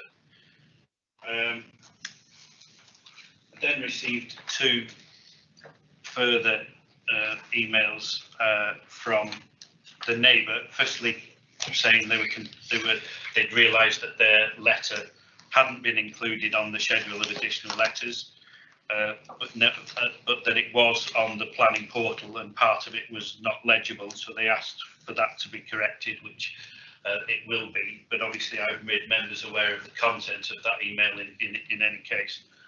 And then the final email is that from the neighbour saying that they have included the points that they've made in previous submissions in a statement provided to the clerk to the committee, which will be read out as one of the speakers in effect on the application. I'll just run quickly through the proposal. If you can move that forward, Kelly. So, sorry about the quality of that plan, but you see the site outlined in red there, which is an access. If you can move it forward, Kelvin.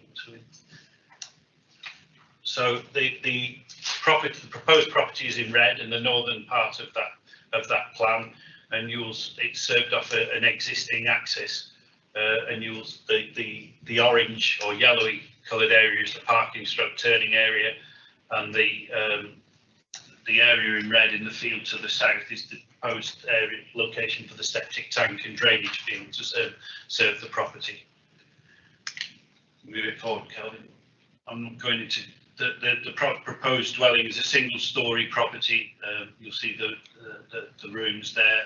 It's a 3-bedroom property, which meets the kind of the size limit for an affordable dwelling. Move forward, Kelvin, please. So there you have elevations of the proposed dwelling. You see it's quite clearly a single-storey dwelling with some space in the roof, but that with very limited headroom. There's a window at the first floor there, so with light providing some light to the roof space, but you'll see that there's very limited chance of habitable headspace with headroom in that roof. Okay, Kelvin, if you could move forward, please. So the recommendation before you is that the application should be refused in the absence of the Section 106 agreement, which was required by the previous resolution.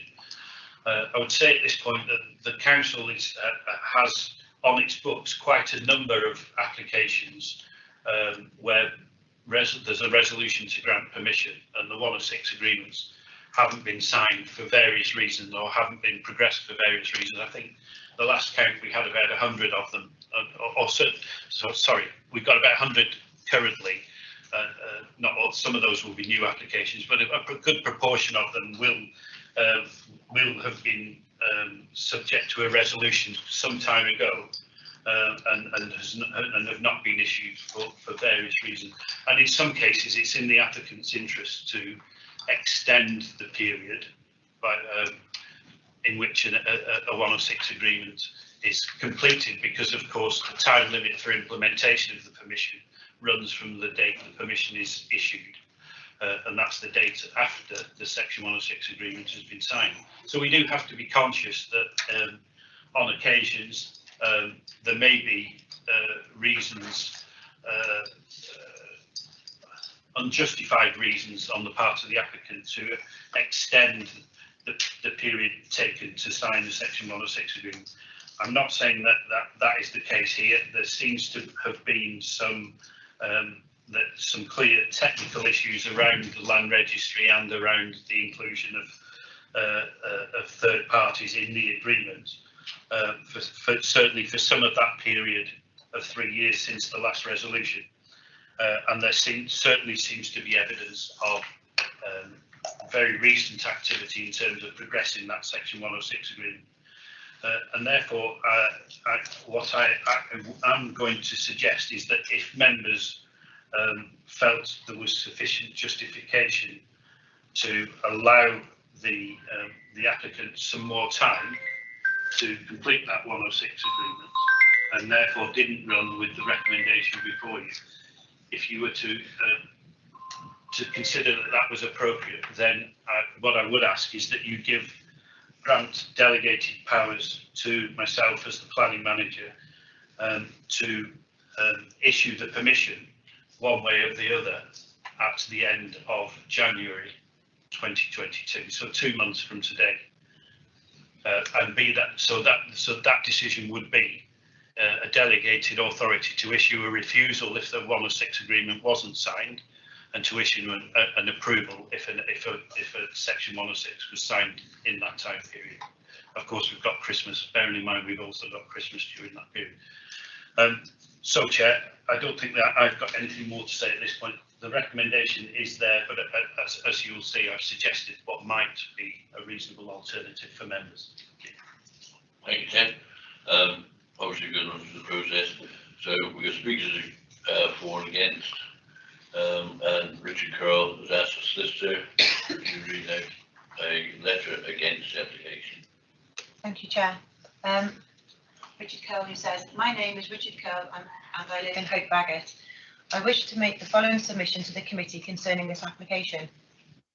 The applicant's parents have marketed Jay's Farm for sale several times since the original application 5 years ago, 16/05675/4, to build an affordable dwelling on part of the property. That application was itself withdrawn and subsequently replaced by the present application, after objections were raised, including that whilst claiming affordable housing permission was required for the applicant to live there, the property, including the application site, was being simultaneously marketed for sale by agents Morgan Apps of Worcester for £525,000. Contemporaneous documents recording this are on the planning portal. Most recently, on the 24th of the 10th, 21, the property, again including the application site, was put back on the market for sale, this time with Knock Dason for £800,000. The sale particulars describe the building plot with planning permission as a key feature, and that the property was being sold with the benefit of having a building plot with planning permission in place to build a 3-bedroom barn conversion. This was brought to the council's attention on the 1st of the 11th, 21, and I understand the housing enablement officer took it up with the agent, who said the application site had been included in error. On the 26th of the 11th, 21, 4 days before this committee meeting, and after actively marketing and conducting viewings of the property and application site for over a month, the agents deleted reference to the building plot with planning permission from the particulars, although I note the stated acreage, approximately 12 acres, remains the same. The agent says the building plot was offered for sale in error, although, as I have explained, this is not the first time it has been offered for sale, whilst an affordable housing application is pending. If the applicant was serious in claiming he needed it as an affordable house for himself to live in, he could and would have sorted out the Section 106 agreement a long time ago. It is also difficult to reconcile the applicant's claim he needs the house for mutual support of his parents living next door, with the fact that his parents are currently marketing their bungalow to sell and move away. If permission is now granted to the applicant, it will increase the value of the building plots, which the applicant will be free to put back on the market yet again and sell without building out himself. In so doing, he profits by realising that enhanced value. That is, by definition, a speculative development proposal contrary to council policy. I therefore submit that permission can and should now be refused in any event, whether or not the committee agrees it should be refused for the absence of a Section 106 agreement. The applicant would then, of course, still be free to sell the plot to a purchaser who, if they satisfied the affordable housing criteria, could make their own planning application for affordable housing permission to meet their own specific local housing needs, rather than as a speculative development proposal. Thank you for hearing my submission. Thank you, Chair. Thank you, Jim. Next speaker is Richard Upper, local member for that area. Richard, you have 5 minutes to address the committee. Thank you. Thank you, Chair. Thank you, Tim. It was hard work going through that. There's a lot that have gone on over since this was granted in 19. If the committee can think back that far, it was controversial then because there's a neighbour dispute. The neighbour employed, I believe a solicitor himself, employed his own barrister to fight this when this came to committee, and it's been a battle ever since. It's cost me more time, anguish, as well as officers. Police have been involved, highways have been involved because there's a shared access. It's gone round and round in circles. Yes, there's been issues with it. COVID has played its part, but I can totally sympathise. I've had long conversations with Assistant Director. It's not acceptable to have planning applications left on the books for this length of time. Although I do believe that there are applications that have been on the books for, for somewhat longer. It just so happens that this one is mine and has been brought back to committee. I've also had long conversations with the enabling officer, who's very sympathetic to this application. The applicant is registered disabled. His father is very poor health, having cancer. I think his wife is currently in hospital. The applicant's daughter has got mental health issues. I had long conversations with public protection at the end of last week. So it's not as easy and cut and dried as one may think, although it is unacceptable that it hasn't been completed. Although the 106 has been signed, it's the fact that equity release is being used on the land, which has tied things up. Third parties being abroad. Land Registry have not got on top and done their job. I've got no explanations for that. All I do know is if you do refuse this at this point in time, it's very, very likely that Shropshire Council will have to pick up the pieces, with the enabling officer, with finding other suitable accommodations for somebody who's disabled and got a daughter with health issues. So I strongly recommend that you take Tim's advice and allow a short extension to January.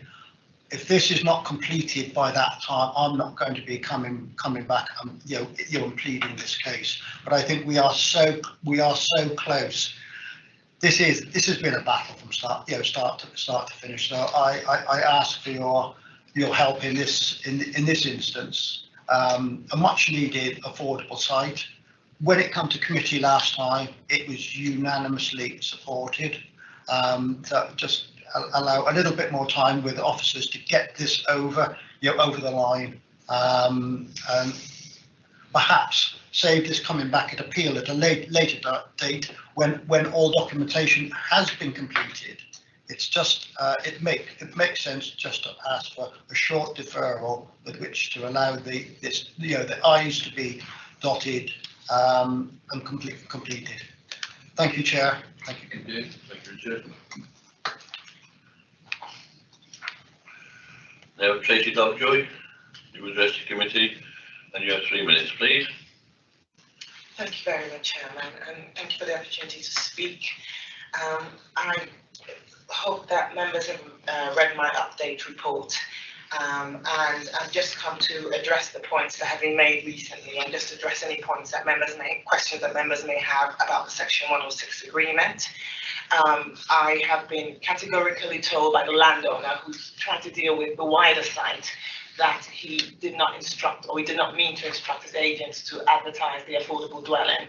So as the legal officer said, all adverts to do with the affordable dwelling have been taken off the estate agent sites. But I think importantly, he has been trying to resolve the financial issues to do with the wider site for a long time. And part of that has been considering selling of smaller parts of the site, the whole site.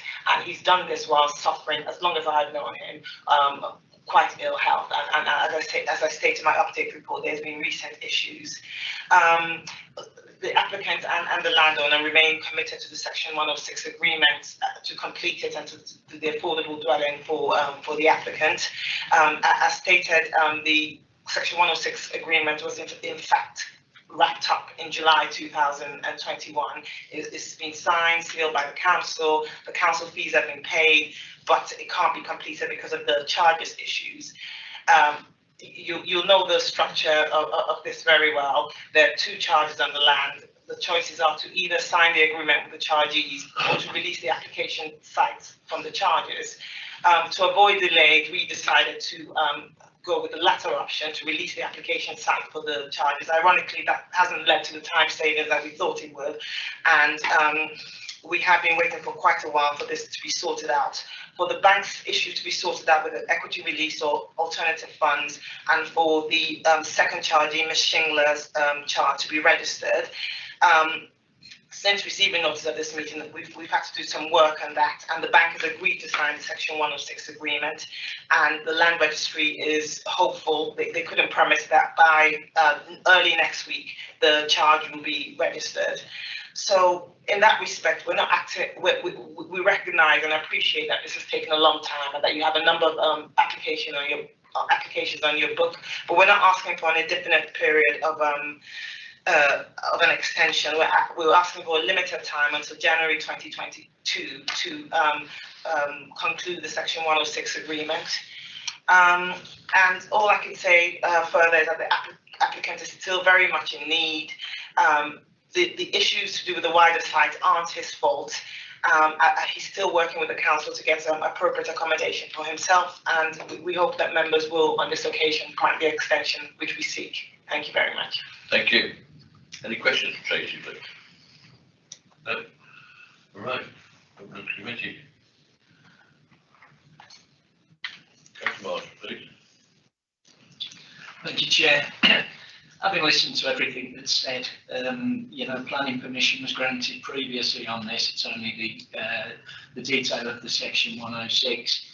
I think it's very, very fair of the officers to propose the extension on the Section 106, albeit that cannot go on indefinitely.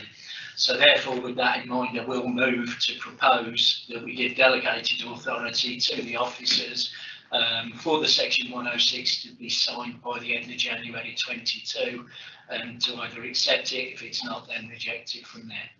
Thank you, Councillor Marshall. Councillor Boddington.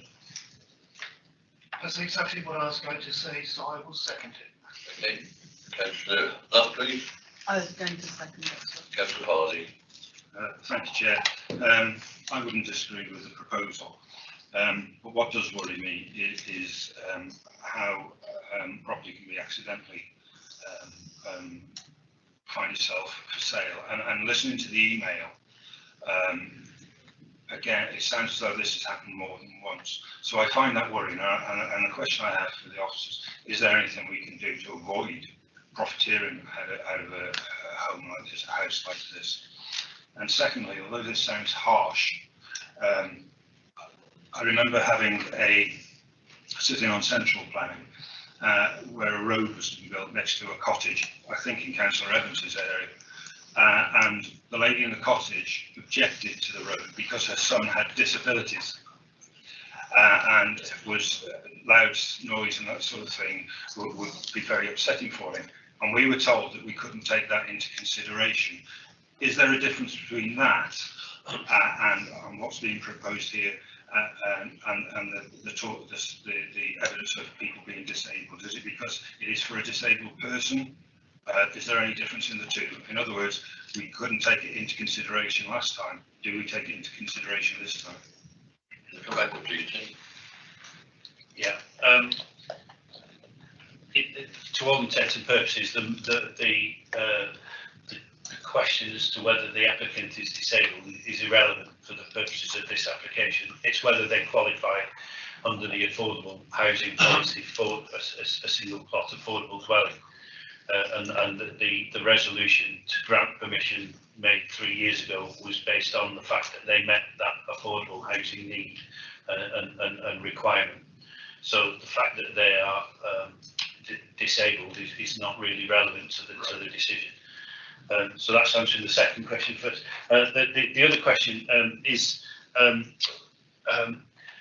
the applicant. They said it happened by mistake. Whether it happened by mistake or whether it was intended, in terms of profiteering, they could only sell the property with or without planning permission.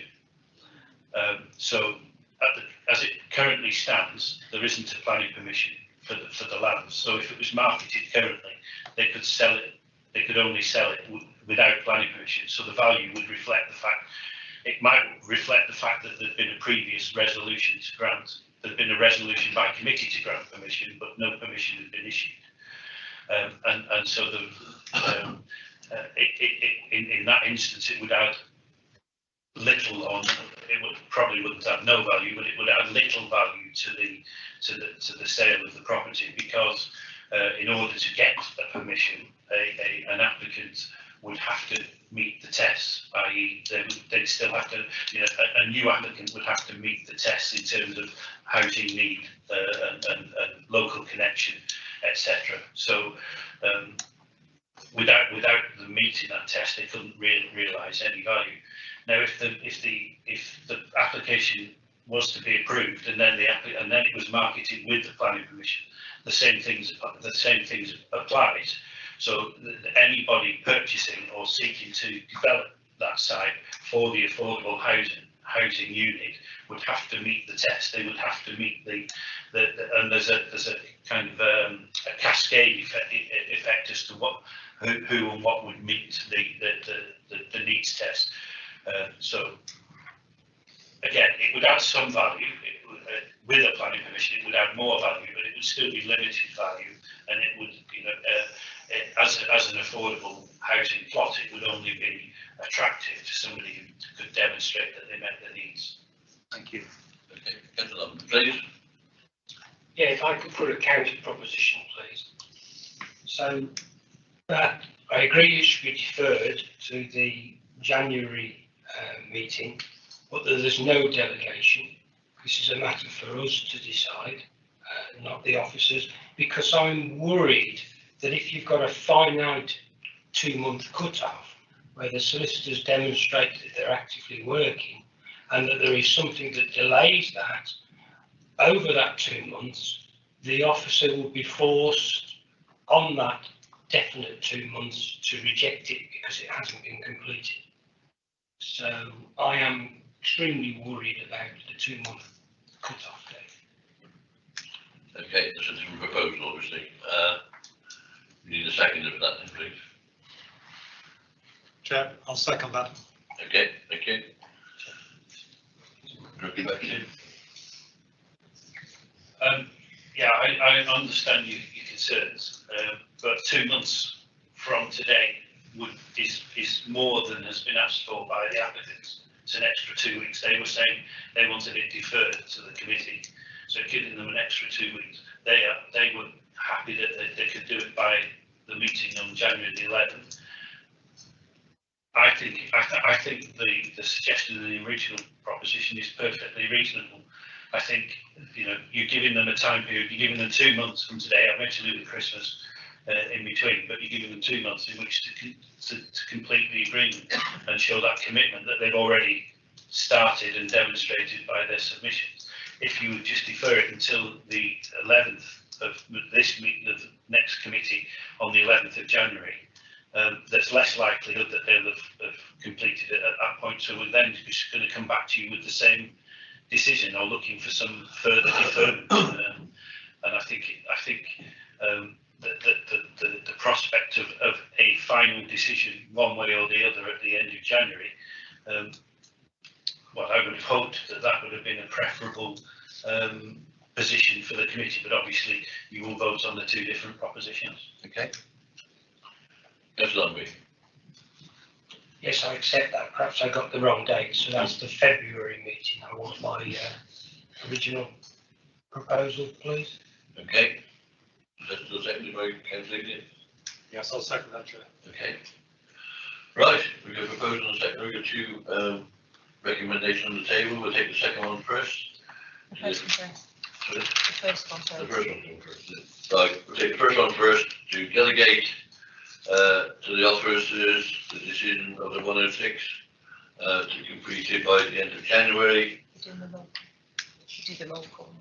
Yeah, and we'll do the roll call, those in favour and those against. So, Kim, if I let you do the roll call, please. Okay, so as the Chair said, so if we could vote for or against, please.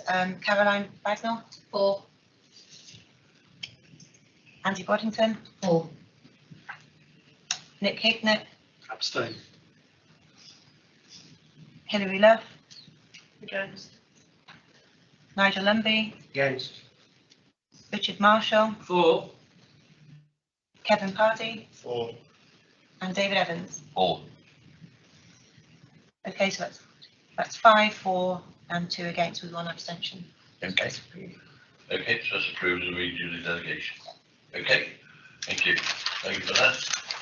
Now to the next application, which is Aspire Centre Burford, Temporary Wells. Tim, please. Thank you, Chair. I'll just get to the correct place on my agenda.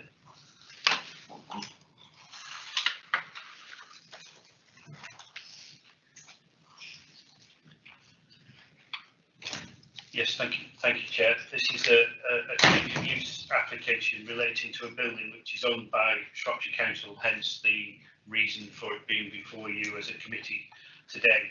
And it relates to the change of use at the Aspire Centre at Burford.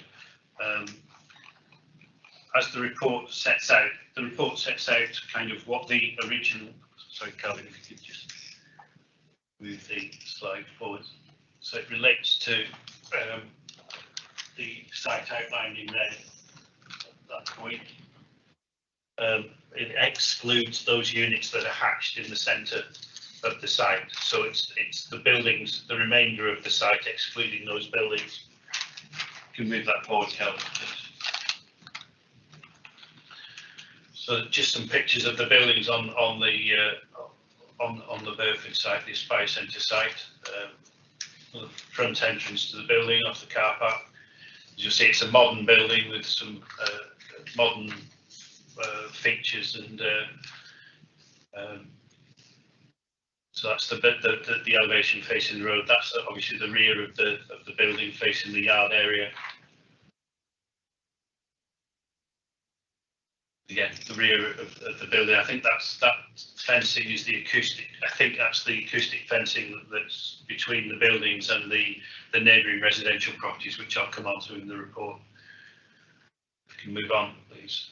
Again, further pictures of the elevations of the buildings.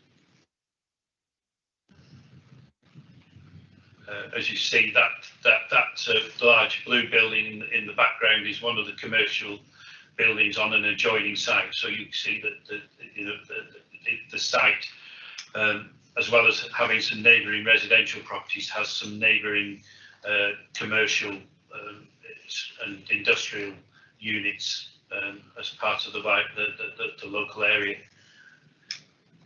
And again, Calvin. So again, that's the acoustic fencing that's already erected on site, and the housing which backs onto the part of the site.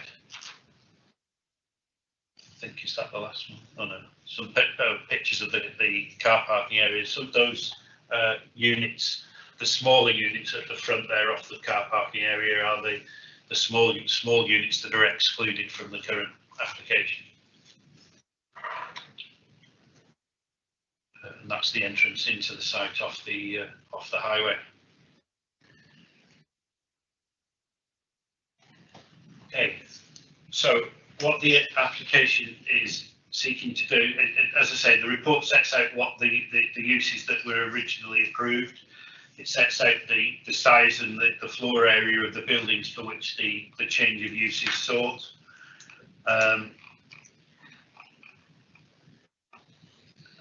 And you'll see it also references some changes since the original approval in terms of the use classes and the particular use classes that certain uses, including some of the approved uses for the building, are now lie within. The report also sets out the fact that there aren't considered to be any significant highway implications as a result of the proposed change of use, and there are no objections from the council's highways team, and subject to a number of conditions that are identified at the foot of the report. It is considered that the proposed change of use won't have an unacceptable impact or on the adjoining residential properties, as we've said. Some of the existing approved uses within the building have necessitated the installation of that acoustic fencing along the boundary, and it's considered that that will be satisfactory to ensure that these and with the other conditions proposed, that the residential amenity of the occupiers of those properties will be maintained, and the impact from the change of use will not be unacceptable. There are no additional buildings or construction proposed as a result of the application, and it is purely the change of use as set out in detail in the report before you. So subject to the conditions as set out, or sorry, I should say that the application was subject to advertisement by site notices and notification of adjoining properties, including the residential properties or those that were occupied at the time of the notifications. They were posted individual letters, and no objections have been received to the application as a result of the publications, the site notice and the neighbour notifications. So thank you. I think that's all I intend to say at this point, Chair. Thank you. Okay, thank you, Tim. We have got one speaker on this, local member, Richard Upper. You've got 5 minutes to address the committee. I won't take 5 minutes. Scott, I've worked with estates on this and taking this forward. The only concern is with the residential development next door, which is I think some of those properties are now coming on stream. They're shared equities. Acoustic fence, yeah, that'll certainly help. I'm just concerned that any change of usage now or in the near future, that that needs to be safeguarded. I don't want this to come back and haunt me in years to come.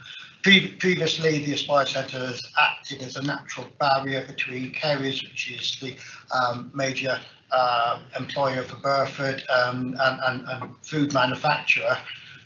Make a fair bit of noise. It's acted as a natural buffer. So I'm just concerned that any change of usage needs to be respectful of a housing development adjacent to it. Got no other issues, Chair. Access is no particular issues. Thank you. Thank you, Richard.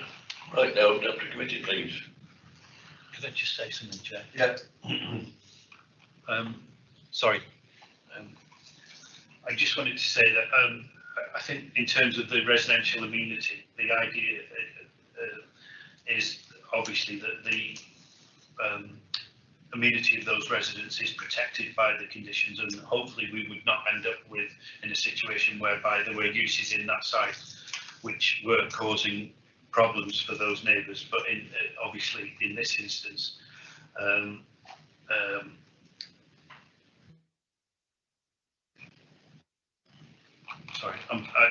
in this instance, the council's got the added safeguard that it is currently the owner of that site. So it could, if there were problems arising from the use of that site, as a landlord, the council would be fully within its rights to kind of intervene in those issues and discontinue any lease for any problems leaseholder. Thank you. Thank you, Tim. Councillor Parley, please. Thank you, Chair. I think Tim's reassured me. I was going to ask a question about future types of industry there, and I couldn't disagree with Councillor Loffer. There are the officers have tried to set or want to set time limits. Is that right? On when it should be open, when it should be closed, these units? I believe so. Yes. Yeah. Because I believe if there is time limits, then I think I'd agree with the applicant. Applicant say it's impractical, and it can also restrict the income of employees if there might be a night shift or something like that they want to have. I think that's a little bit too restrictive to have in time limits.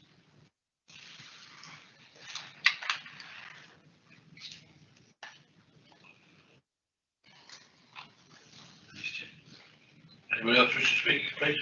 I'll come back to you in a second.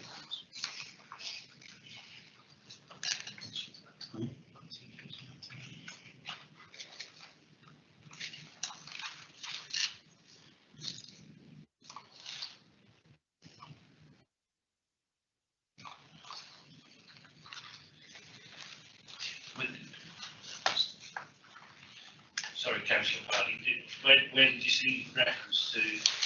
I did. It's 4.31. Thank you very much. 4.31.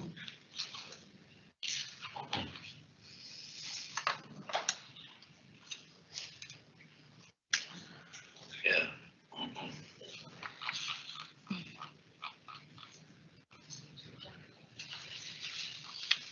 7 to 1800 hours. During the week.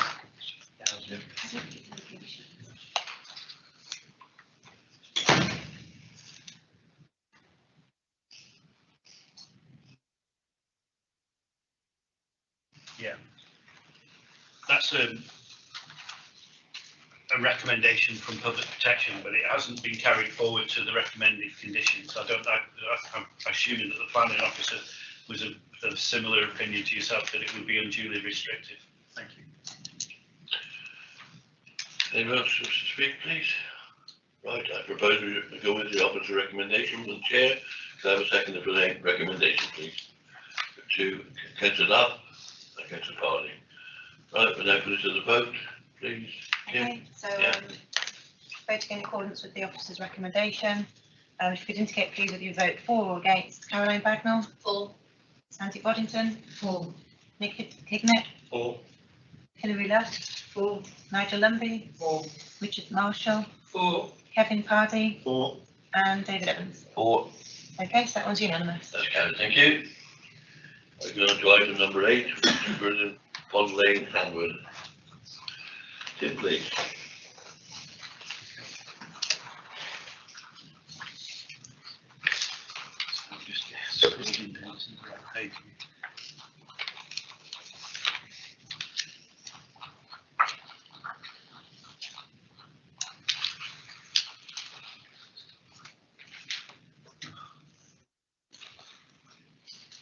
Sorry, Chair, I'll be with you one sec.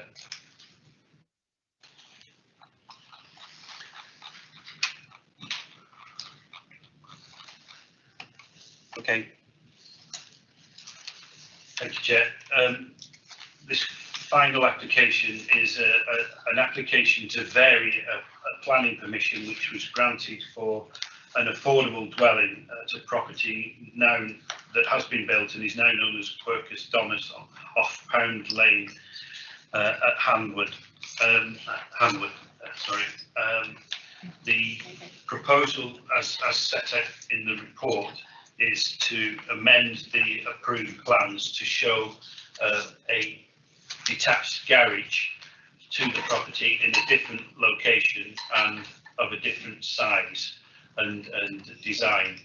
If we could ask you, Calvin, to move the slide forward. So that's the application property as it was approved. The plan is not the best, but if you look at the top there, next to the left of the north point on that plan, there's a block plan which shows the house in the centre of the site, and in the top left-hand corner of the site is a detached garage, and that's in the approved location. So the garage was approved top left, adjacent to the highway, in the northwestern corner of the site as it was, and you'll see underneath that the garage as it was approved was a single story building with a single garage door. If I could ask you to move on, Calvin. So that again, this is the block plan as is now seeking to be varied.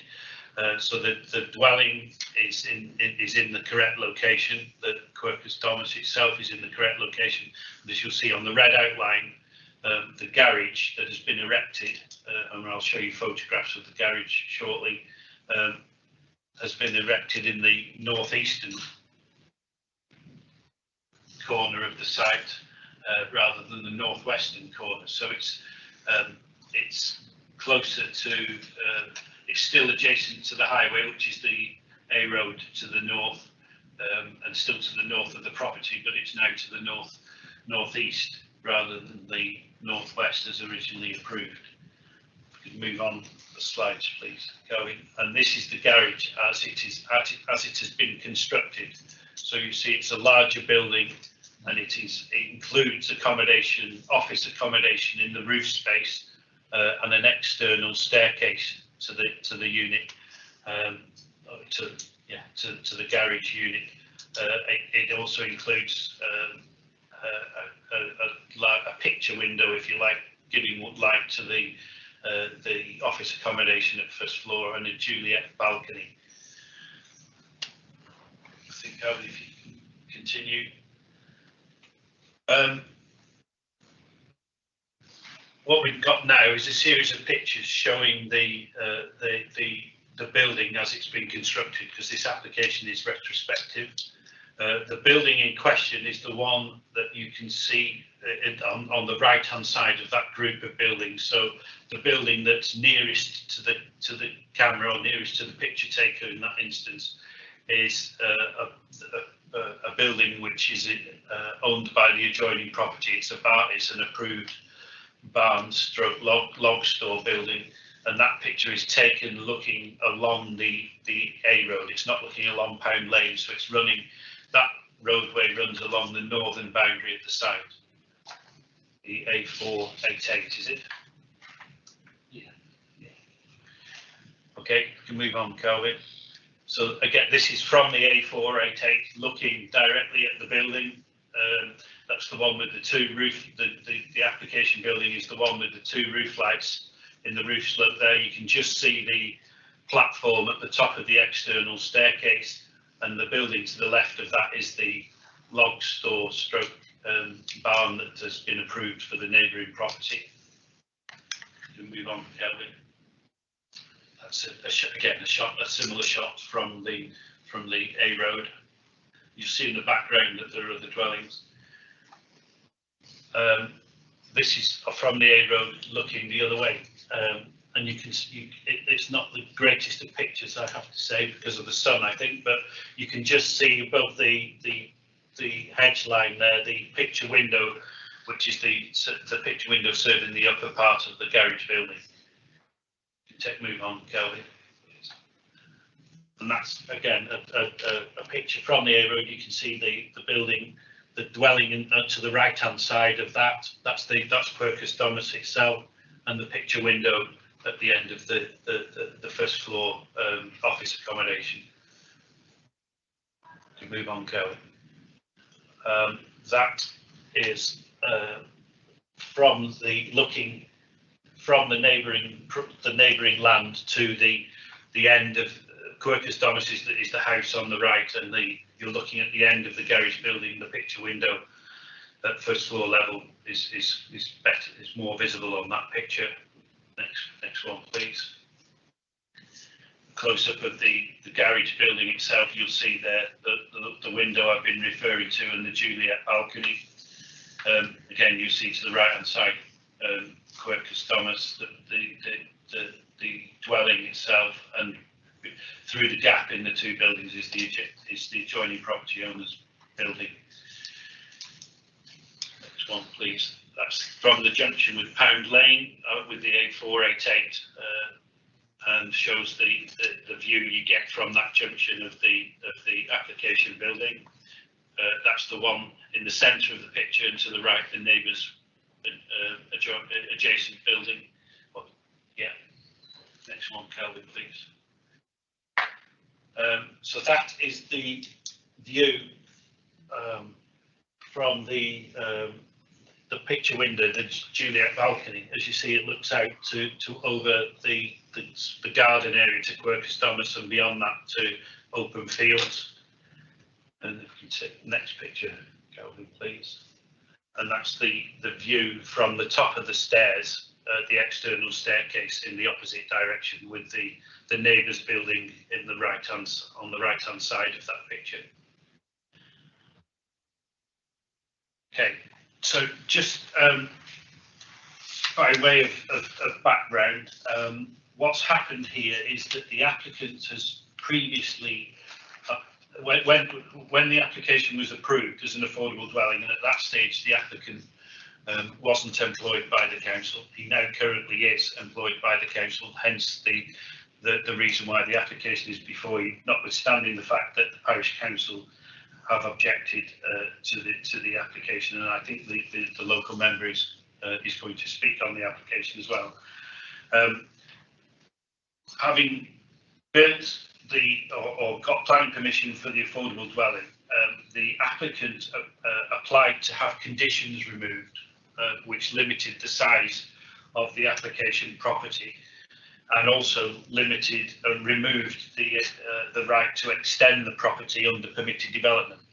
Those conditions were imposed at the time that the original consent was granted. The council subsequently refused that application to remove the conditions, and it was appealed by the applicant, and the inspector actually, who considered the appeal, allowed the appeal and allowed for the property to both have a permitted development rights and remove the limit on the floor space. And the inspector's reasoning for doing so was that there is a clause within the Section 106 agreement for the affordable unit which says that if the property is sold in the future, it can only be sold at 60% of the value as it was originally approved.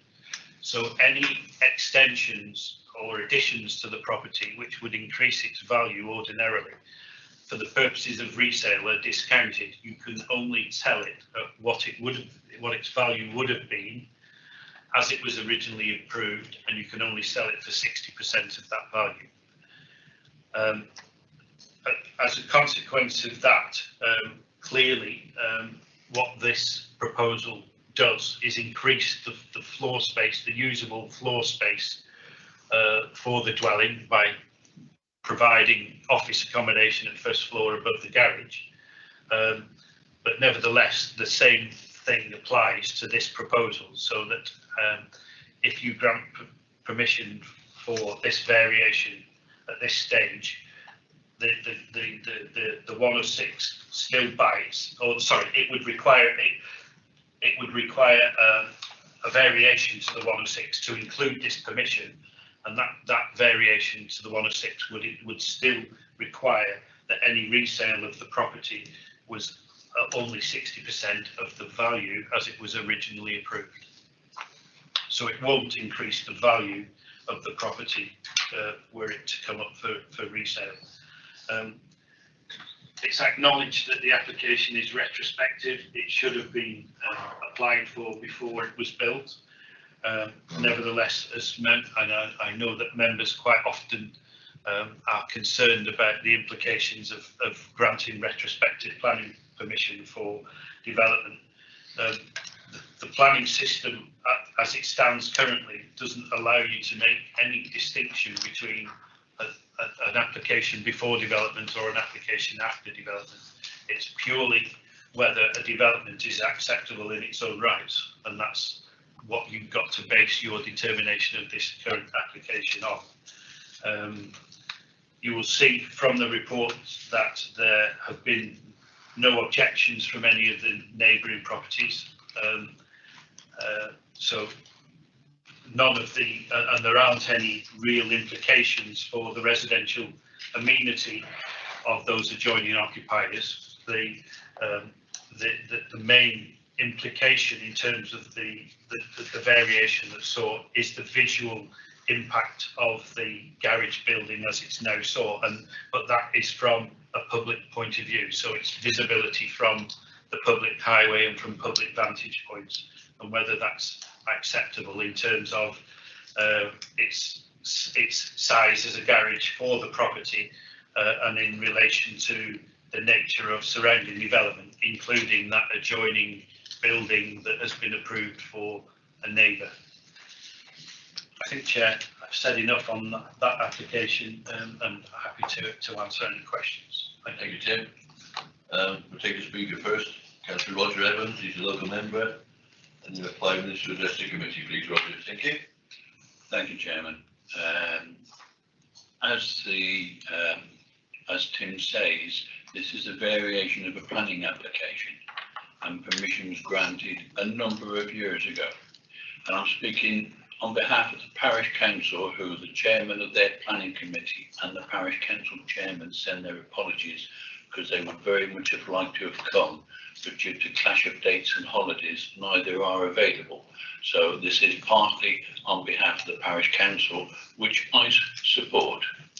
The original planning application was granted in 2013, and during that time, Shropshire Council and its 5-year land supply was in question. I was also involved years ago in drawing up and agreeing single plot affordable dwelling policy. The reason being, we, a cross-party group of councillors, wanted to allow local residents to build and occupy an affordable home in areas where planning applications would not normally be allowed. The houses would remain affordable and so help further residents obtain their first home, an affordable home. This house is a prime example of that aspiration.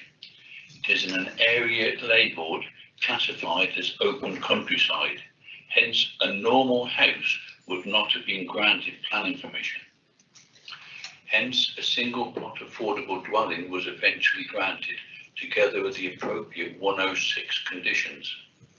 I note the appeal made in 2019 and the inspector's decision to remove conditions 8 and the others and the 100 square metre internal floor requirement. Here is a request to remove a further condition, condition 2, to allow amendments to the garage. As stated by officers, it appears to have been built in a different position to that which planning permission was given on previously designated agricultural land, as I understand it. Complaints, I understand, were made during its construction, but no notice was taken of them by officers of Shropshire Council. Further complaints were made when it became apparent an external staircase was being built and an upper floor installed. It was visited then by officers, and work apparently stopped for some time, and then it recommenced. Further complaints have been made. It is in a prominent position, and I note the letters listed in the planning portal. This is supposedly a low-cost, affordable home for those who want and can only afford a starter home. The alterations go against all the aspirations of why the single plot affordable home was put forward originally and agreed. The applicant quotes the appeal and his succession in winning it. Here we have a further application to lift another important part of the conditions imposed when granting the original application, which were, of course, accepted by the applicant. Officers, as I've said, visited the site whilst work on the garage was being carried out. What was said, I do not know, but work then started up again and continued after a short period to complete the garage and the upper floor and to build what you can see today. We now, it appears, after it appears to have been completed, a retrospective application to remove condition 2. The Parish Council takes quite a pride in abiding by the rules, looking at the planning rules and trying to comply and go against residents when necessary, if the rules say they have to. But they note with dismay what has happened and has said in the report and voted unanimously that paragraph which appears in the report before you today. I note in 642, this will not materially affect the affordability of the property. That I disagree with. I also note the comments, an important comment made in 644 of today's report. I also see under conditions no reference is made to the applicant accepting and agreeing to sign a further 106 agreement and so enhance paragraphs 11 and 12 of the Planning Inspector's Appeal Report. The word conjunction appears in the informatives, not as a condition, plus there is no reference to CS5, which supports the single plot exception scheme. CS11 is only mentioned in the informatives. I ask, on behalf of the Parish Council and others, for you to refuse the lifting of condition 2. And also, I note that there is no reference about tying this garage and its building to the present house,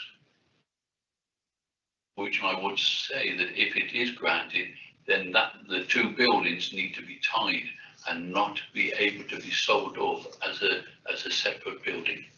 Thank you, Chairman. Thank you, Roger. Do you want to come back to Tim?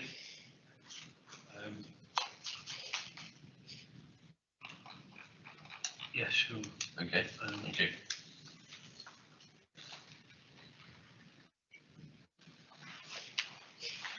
Sorry. First of all, the issue of the affordability, I think, like it or like it not, I think we're bound by the previous inspector's decision. It says it was quite clear his reasoning behind that, and what the current recommendation is that the permission should only be granted subject to the applicant entering into a variation of the 106 agreement to cover this new permission. So granting a variation of like this for a change in the plans, essentially grants a new permission, and those permissions sit side by side. And both of them would need to be tied by the 106 agreement. So we wouldn't issue, going back to the earlier application that we debated about the 106, we wouldn't issue this permission without a variation to the 106. So the applicant, as you say, I completely accept what you said. The applicant entered into a 106 agreement and accepted the permission when it was originally granted, and has sought to change that permission subsequently, but they would need to enter into a new variation to the 106 agreement in order to get the permission that we're recommending before you today. I'm not sure, Councillor Evans, what you were referring to at the end in terms of policy and conditions. I kind of was confused a little. Did you want to just clarify that for me so I can answer it? If I can, Chairman? Yeah, go on.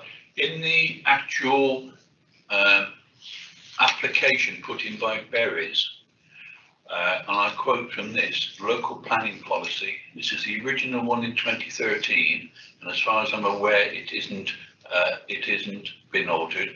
It says the planning application has been submitted in accordance with the Shropshire Council Local Development Framework, LDF, core strategy, the supplementary planning document, SPD, on the type and affordable housing. And then it goes on to quote, the single plot exception scheme is supported in the core strategy through policies CS5, countryside and green belt, and CS11. CS5 doesn't seem to be mentioned in this report at all. Should it be? Thank you, Chairman. Thank you. You have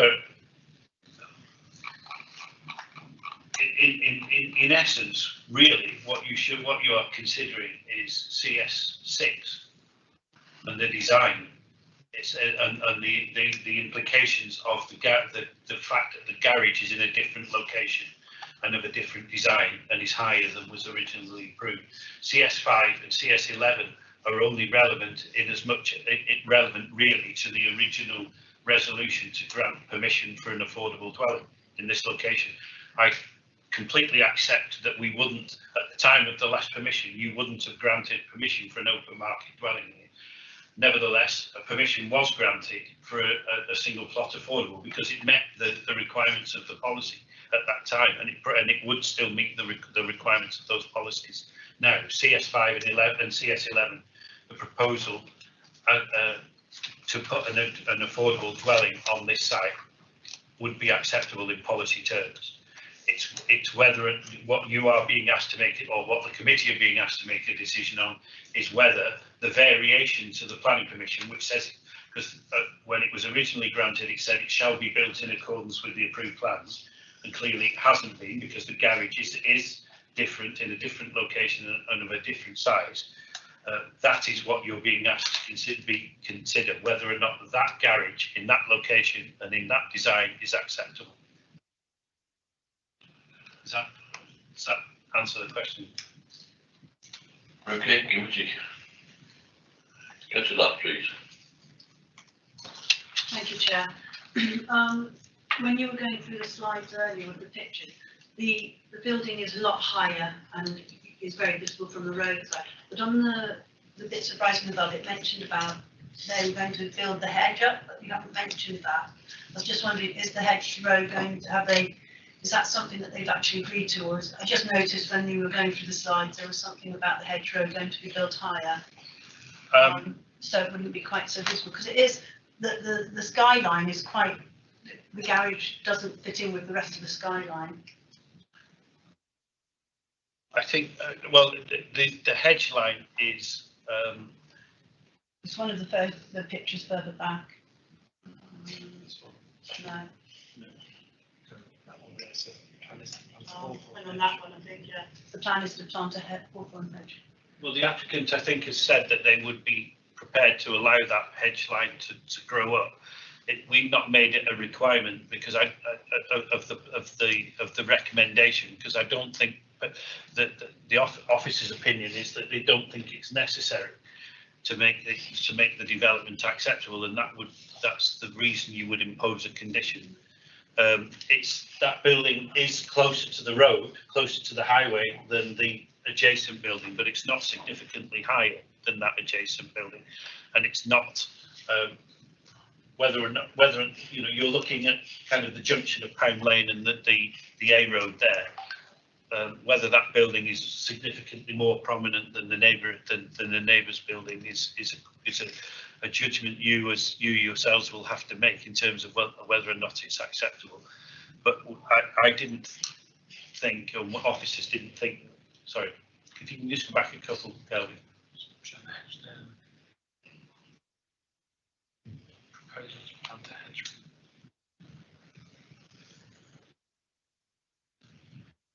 Yeah, sorry,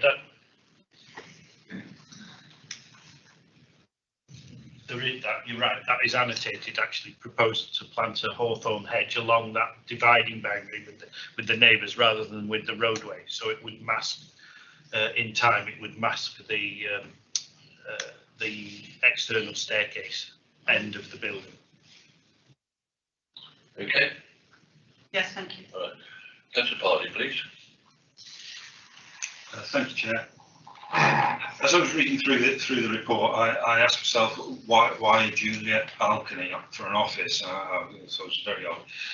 Then I read the Parish Council's comments, and they said the design of the garage and room above is too big and too intrusive, as well as being unnecessarily domesticated, which lends itself to becoming an annex in the future. I went on to read a comment from a supporter who said the extension to the family home will allow the family to continue to comfortably reside here without the need to relocate. Now, these structures, this constant constructions without permission, really do anger me, because I believe that it's impossible for this to be an oversight, and as with many retrospective applications, possession is 9/10 of the law, and it's there, isn't it? I'll be voting against the recommendation on the grounds of size, siting, and I question the development being classed as affordable and its future classification as affordable. The garage, as it stands, is not acceptable, having ignored the agreed application. I also believe it would be unsafe to recommend this application. Thank you. Thank you. Any other speakers? Andy? Just make one point, just in terms of the space. the applicant has said that they don't intend to use this as additional living accommodation. What they intend to do is to use it as an office, which would move the need for an office in the main house out of that and provide more space for the family. So that's the reasoning behind it. Thank you. Councillor Marshall, please. Thank you, Chair. Just one quick question, really, for my own benefit. If we were to refuse this, as it's a retrospective claim, application, sorry, what's the ramifications on that?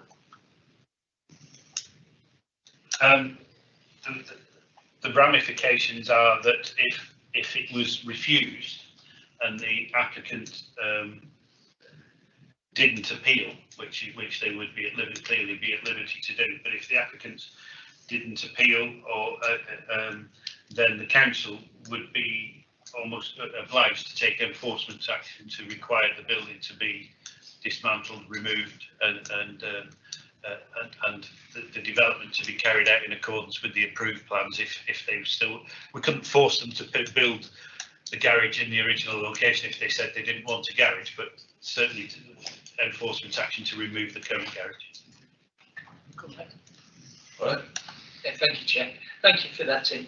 I think the fundamental issue we've got here, and to some degree I agree about retrospective planning.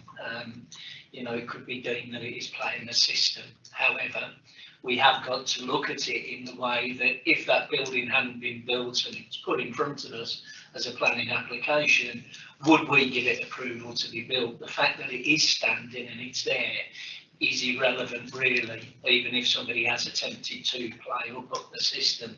So I think that's something as a committee we've got to take in hand of whether we would pass that building if it was being applied for now. Okay, any other speakers? Yes, Councillor Odour. Yeah, the premises next door have got that woodshed, did we say, which is effectively the same height, which has been given permission since. So if that building was acceptable at that height, why all of a sudden is this one not acceptable at the same height?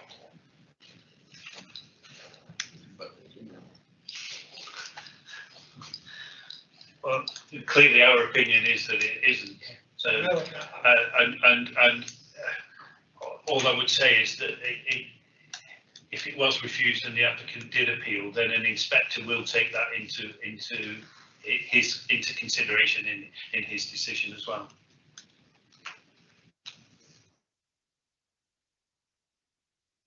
Any other speakers, please? Anybody want to make a recommendation? Caroline. Thank you. I agree with Councillor Pardy that, you know, this cannot have been done by mistake. It's very clear on the plans what was being permitted, and they have you know, gone ahead and built something without permission. I think it sets a very dangerous precedent if we are to agree to allow retrospective planning. I think it looks very much like a building that could be turned into residential accommodation, regardless of whether that's the intention of the current occupant. I just don't feel that it's really an honest thing to do, and for that reason I can't support it. Hear what you're saying. No one's suggesting that it was a mistake, or, you know, it was done in error. No one's suggesting that at all. I'm sure it was done in full knowledge that it was not in compliance with the planning permission. But the issue of the precedent with regard to retrospective applications, that's not really an issue, because the planning system allows you to do it. It does allow you to make an application. So when this was raised with the council as an enforcement case, because that's how it started, as an enforcement case about the garage, one of the things open to somebody who is in breach of planning regulations and has an enforcement case opened in respect of what they've done, one of the avenues open to them is to make an application to have that regularised, and that's what they've chosen to do in this instance. the planning system doesn't penalise you for applying retrospectively, and therefore you granting permission retrospectively as a committee doesn't set any kind of precedent or bad practice, because the system, that's what the system allows for. I'm willing to make a proposal from the chair that this application be refused because it doesn't conform with the original application.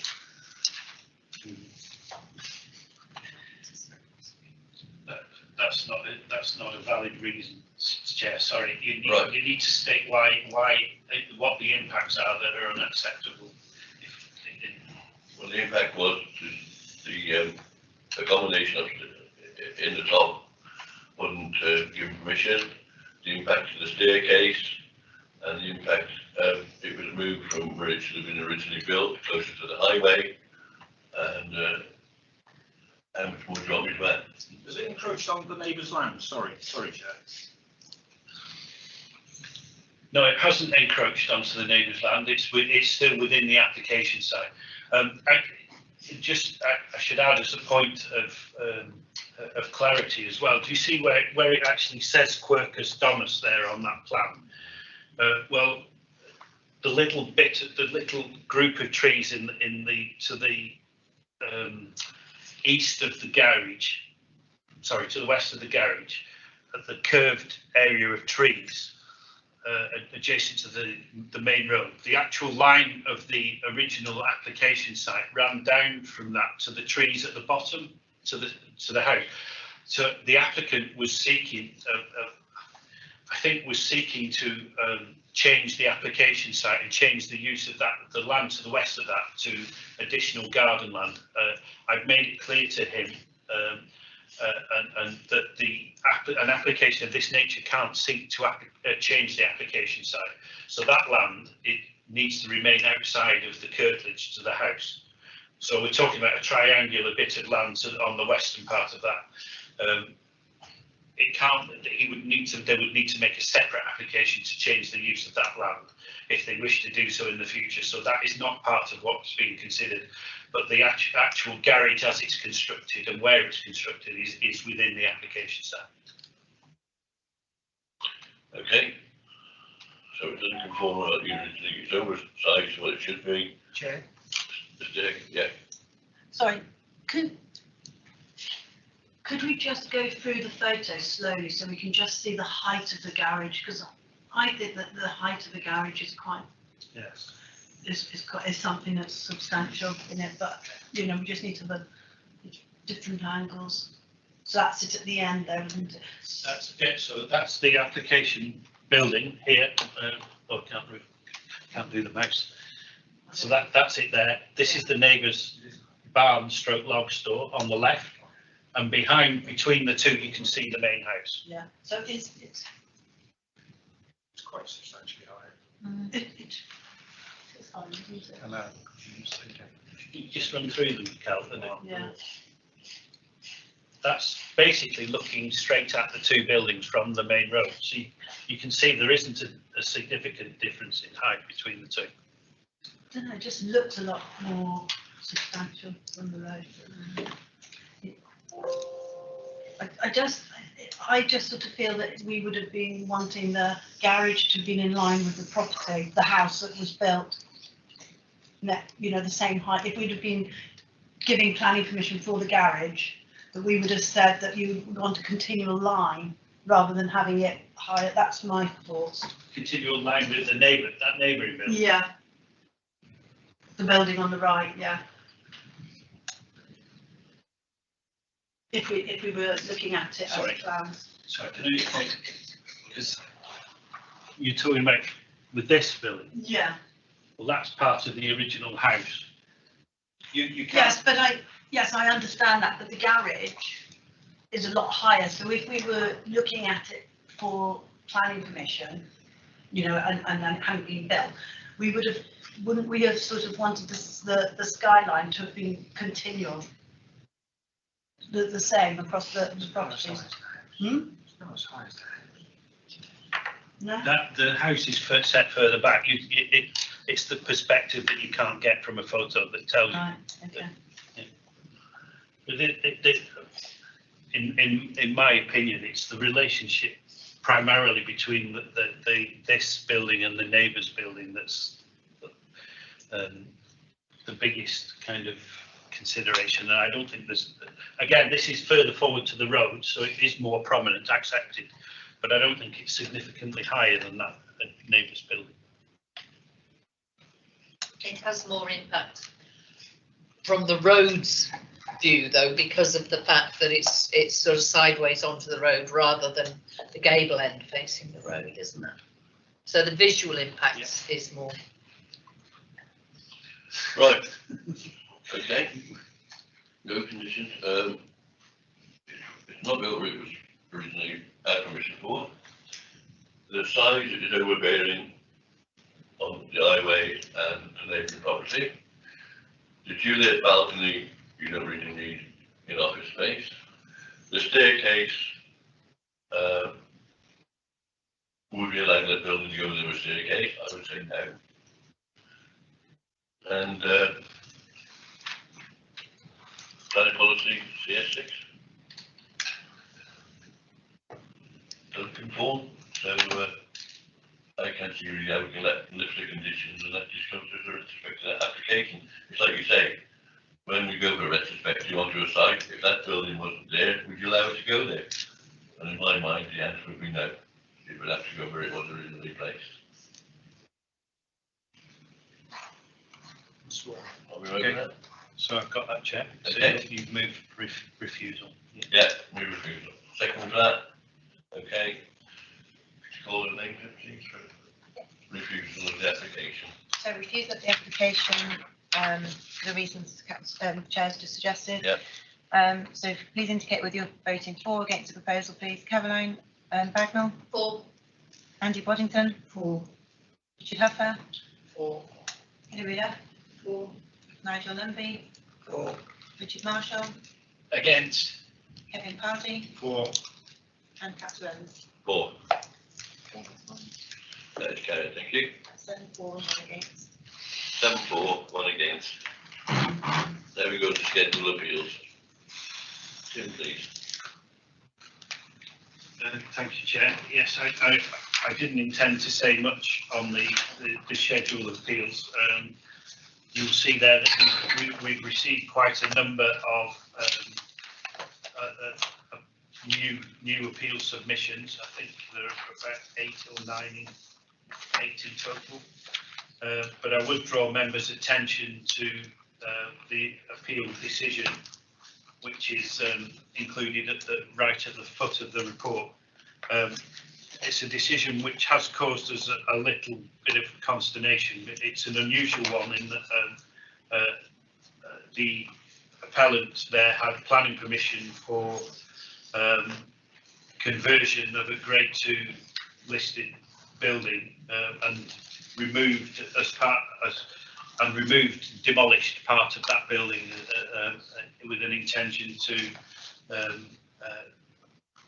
I think to rebuild it as part of the implementation of the planning permission. But obviously the fact that it was listed meant that it was a significant historic asset, and of course, having once removed it, you can't then replace it exactly as it was. So in our opinion, we thought that the fact that was what was proposed was unacceptable, i.e. they were intending to rebuild it as it was, but an inspector disagreed with us and believed that it was still possible to put the building back like for like and put it to a beneficial use, and thereby allowed the appeal. I would ask members to, if they get the opportunity, to read that decision in some detail, because it's something that the implications of it are something we are considering as a service, but particularly in relation to listed buildings and conservation areas and the message that might send out in the future. But so if you get the opportunity, please do read that appeal decision. Thank you, Chair. Thank you, Jim. Right, the next meeting now is January the 11th. January 11th at 2 o'clock. I'd like to thank the officers for their input today about some different decisions they made. and thank you for the committee, and thank you for going on the site visit this morning, and I wish you a safe journey, and thank you very much. Thank you.